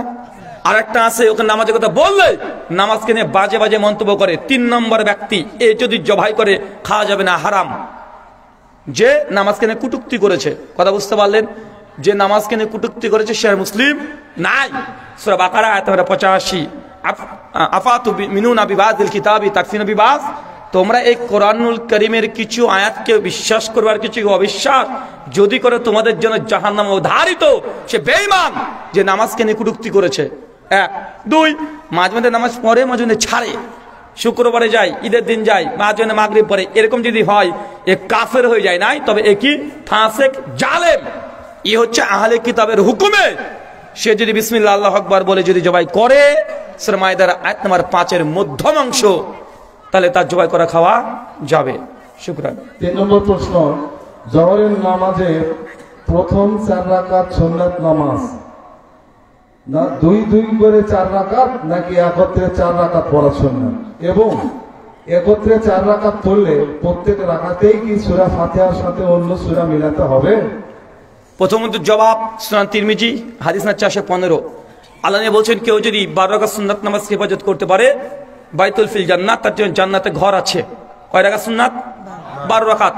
জোহরের 4 রাকাত, তার মধ্যে জোহরের 4 রাকাত 2 রাকাত প্লাস 2 রাকাত করে পড়া। আল্লাহ নবী সালাতুল লাইল মাসনা মাসনা ওয়া সালাতুন নাহারি মাসনা মাসনা, রাতের নফল নামাজ 2 রাকাত 2 রাকাত। হাদিসের ভাষায় নফল মানে সুন্নাত। 2 রাকাত 2 রাকাত, দিনেরও নফল বা সুন্নাত নামাজ 2 রাকাত 2 রাকাত করে আল্লাহ নবী পড়তেন। তাই 2 রাকাত 2 রাকাত করেই কি পড়বেন? কথা বলেন, সুন্নাত গুলো পড়বেন। শুকরান। দ্বিতীয় প্রশ্ন, 4 রাকাত নামাজ পড়ছেন, প্রথম 2 রাকাতে সূরা ফাতিহার পরে অন্য কোনো কিরাত করতে পারবেন কি পারবেন না? সুনান ইবনে মাজাহ 843 নম্বর হাদিস। আল্লাহর নবী আলাইহিস সালামের আমল প্রসঙ্গে জাবের বিন আব্দুল্লাহ বিখ্যাত সাহাবী, তিনি বলছেন আমরা প্রথম 2 রাকাতে নবীর পেছনে সূরাতুল ফাতিহা পড়তাম, আর শেষ 2 রাকাতে সূরা ফাতিহার পরে অন্য একটা ছোট্ট সূরা যুক্ত করে দিতাম। তার মানে 4 রাকাত বিশিষ্ট নামাজে একজন মুক্তাদি, একজন মুসল্লি বা একজন ব্যক্তি শুধু যদি সূরা ফাতিহা পড়ে নামাজ শেষ করে দেয়, নামাজ কিন্তু বাতিল হবে, নামাজ হয়ে যাবে। লা সালাতা লিমান লাম ইকরা বিফাতিহাতিল কিতাব, সহিহ বুখারী 756 নম্বর হাদিস। উবাদা বিন সামিত, আম্মা আয়েশা, জাবের বিন আব্দুল্লাহ, ইবনে আব্বাস 70 জন সাহাবী হাদিস বর্ণনা করেছে যে ব্যক্তি নামাজে সূরা ফাতিহা পড়েনি তার নামাজ হয় নাই। কিন্তু অতিরিক্ত ও ফাসাইদান মানে অতিরিক্ত যদি কেউ পড়তে চায় পড়তে পারবে, অতিরিক্ত পড়া সুন্নাত, এটা ওয়াজিব নয়। কথা বুঝতে পারলেন? শুকরান। 4 নম্বর প্রশ্ন, কোন কোন ইবাদতে নিয়ত করতে হয়? জানাজা নামাজেও কি নিয়ত করতে হয়? কোন কোন ইবাদতে নিয়াত করতে হয়? সহিহ বুখারীর 1 নম্বর হাদিস, মিশকাতের 1 নম্বর হাদিস। আল্লাহ নবী পরিষ্কার বলছেন, লাস ইন্নামাল আমাল বিন্নিয়াত, প্রত্যেকটা আমল নির্ভর করে নিয়াতের উপরে। সমস্ত কিছুরই নিয়াত লাগে, হাগু করলেও নিয়াত লাগবে। কথা বুঝতে পারলেন না মনে হয়? কথা বুঝতে পারেননি? যা কাজ করবেন সবগুলো কি লাগবে? নিয়াত লাগবে। এখন তো নিয়াত তাহলে হুজুর এত কি মুখস্থ করে? হাগু করার নিয়াত তো মুখস্থ করিনি। চাচা, আপনি যে নায়াত দিয়ে মুখস্থ করেছেন না, আসরের 1 রাকাত, জোহরের 1 রাকাত, এগুলো নিয়াত কোরআন হাদিসের কথা নাই। এলে কোরআনও নয়, হাদিসও নয়, কোন সাহাবী নিয়াত করেনি। এটা হুজুররা তৈরি করেছে, আরবিতে লিখে দিয়েছে। কারা? হুজুররা। এই জন্য তো দেখবেন হুজুররা জানাজাতে গিয়ে বলে, শোনেন এখন 4 তাকবীরের সহিত নামাজ শুরু হবে। যাদের আরবিতে নিয়াত জানা আছে আপনারা আরবিতে পড়ে নেন, যাদের আরবিতে জানা নাই তারা বাংলাতে বলেন যে আমরা কিবলার দিকে মুখ করিয়া 4 তাকবীরের সহিত আমরা জানাজার নামাজ পড়ছি, আল্লাহু আকবার শুরু করবেন। আর যারা এতটুকু বলতে পারবেন না তারা বলেন ইমামের যা নিয়াত আমারও তাই নিয়াত, আল্লাহু আকবার। চাচা, নিয়াত যদি আপনাকে আরবিতে করাই লাগে, নিয়াত যদি আরবিতে করাই লাগে তো যে জানে না সে বাংলাতে বলবে, আর যে বাংলাও পারে না সে ইমামর যাই নিয়াত আমারও তাই নিয়াত। বেটা, তোমার মতলব যদি খারাপ থাকে, ইমামের মতলব যদি খারাপ থাকে, যদি নিয়াত করাই লাগতো আপনাকে পড়তে হতো নিয়াত, তা আরবিতে করা লাগতো, বাংলাতে হতো নাকি? এখন ইমাম সাহেব কোনোদিন বলতে শুনেছেন, শোনেন এখন নামাজ শুরু হবে, যাদের সূরা ফাতিহা আরবিতে মুখস্থ নাই তারা বাংলাতে বলেন? এমন কিছু বলে নাকি? কেন রে ভাই বলেন না কেন? তার মানে সূরা ফাতিহা কোরআনের আয়াত, কিন্তু হুজুর যে নায়াত দিয়ে নামাজ শুরু করছে এটা কোরআন হাদিসে নাই, হুজুরাই তৈরি করেছে। তাই হুজুরা জানে কেউ যদি নাম মুখস্থ করতে পারে বাংলাতে কাজ চলবে। কথাকে বুঝতে পারলেন? চাচা, নিয়াত পড়তে হয় না, নিয়াত করতে হয়। পড়া আর করার মধ্যে পার্থক্য আছে। কেমন পার্থক্য? ধরেন একটা চোরকে পুলিশ ধরে নিয়ে গেছে, বেধড়ক পেটাচ্ছে, দুমদাম মারছে, বল চুরি করবে আর কখনো? চোর মারের ভয় চিৎকার হয়েছে, না স্যার কখনো চুরি করবো না, ছেড়ে দেন, জিন্দেগিতে চুরি করবো না। চোর মনে মনে বলছে, বেটা ছেড়ে দে, তোর বাড়িতে আগে করবো। চাচা, চোর মুখ দিয়ে বলছে, চিৎকার মারছে, না স্যার ছেড়ে দেন, জিন্দেগিতে চুরি আর করবো না। আর মনে মনে বলছে, বেটা ছাড়, এত মারলি তোর বাড়িতে আগে করবো। চোরের নিয়ত কোনটা? যেটা মুখ দিয়ে বলেছে ওইটা, না যেটা অন্তর দিয়ে বলছে ওইটা? যেটা অন্তর দিয়ে বলেছে। নিয়তের জায়গায় এইখানে, কোথায় বলে? কাল হৃদয়। আপনারা আজান পড়েছে, দোকানটা বন্ধ করেছেন, মসজিদে হাঁটছেন কেন? ফুটবল খেলবেন? তো নিয়ত করেছেন বলতে এসেছেন নাকি? কিবলা আপনি অজু করছেন কেন? অজু করে কেউ স্ত্রীর কাছে যাবে নাকি এখন? আশ্চর্য, আমি তো বুঝলাম না। তারপরে বলছে না এখনো অজু, এখনো নিয়ত হয়নি, আবার করতে হবে। মসজিদে ঢুকছে, এখনো নিয়ত হয়নি, কিবলার দিকে মুখ, এখনো নিয়ত হয়নি, একামত পড়ে গেছে, এখন আপনার নামাজের নিয়ত হয়নি, আর কবে হবে রে ভাই? আশ্চর্য রে ভাই। বাঙালি বুঝলো না, বাঙালি ভাবছে মুখে বলতে হবে। নিয়াতের কাজ জবান নয়, নিয়াতের কাজ অন্তর, হৃদয়। নিয়াত এসেছে আরবি শব্দ নাওয়া থেকে। নাওয়া মানে বিচি, কাঁঠালের বিচি। কি বলেন তো? তো বিচি মাটির তলায় থাকে না উপরে থাকে? কোথায় থাকে? মাটির তলায়। তো নিয়াত কোথায় থাকবে? ভেতরে। ওটা মুখের জিনিস নয়। বাঙালি বুঝে না। ইমামের যা নিয়ত আমরা তাই নিয়ত আল্লাহ। হ্যাঁ, আরে বাবা, আপনার টেনশন কেন? ওদেরকে নিয়ে তো সূরা মাইদা আয়াত নম্বর 72 বলে দিচ্ছি। সূরা মাইদা আয়াত নম্বর 72 পরিষ্কার ভাবে আল্লাহ সুবহানাহু ওয়া তাআলা জানিয়ে দিয়েছেন, যারা ইহুদি এবং নাসারা, ইহুদি মানে চিল্লেন নবী ইসরাইল, নবী ইব্রাহিম, তার সন্তান ইসহাক, তার সন্তান ইয়াকুব, তার 12 জন সন্তান। সন্তানের মধ্যে ইউসুফ আছে, বেনিয়ামিন আছে, আর ইয়াহুদা আছে। ইয়াহুদা এই নাম থেকে এসেছে ইহুদি।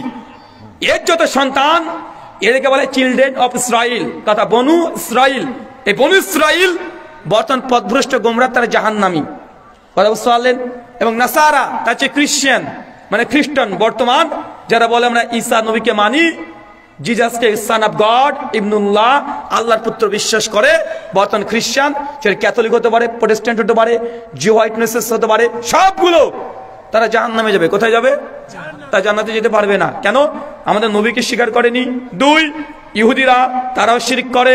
3, খ্রিস্টানরা আল্লাহকে বলে 3 জন, পিতা, পুত্র, পবিত্র আত্মা, father, son and holy ghost, শিরক করেছে, জাহান্নামে যাবে। সূরা মাইদা আয়াত নম্বর 72, একদম 72 থেকে 75 পর্যন্ত ইহুদি খ্রিস্টান নাম ধরে ধরে আল্লাহ বলেছেন, ক্বালু লা ইয়াদখুলুনা জান্নাতা ইল্লা মান কানা ইয়াহুদান ওয়া নাসারা, সূরা বাকারা আয়াত নম্বর 111। শুকরান। এরপরের প্রশ্ন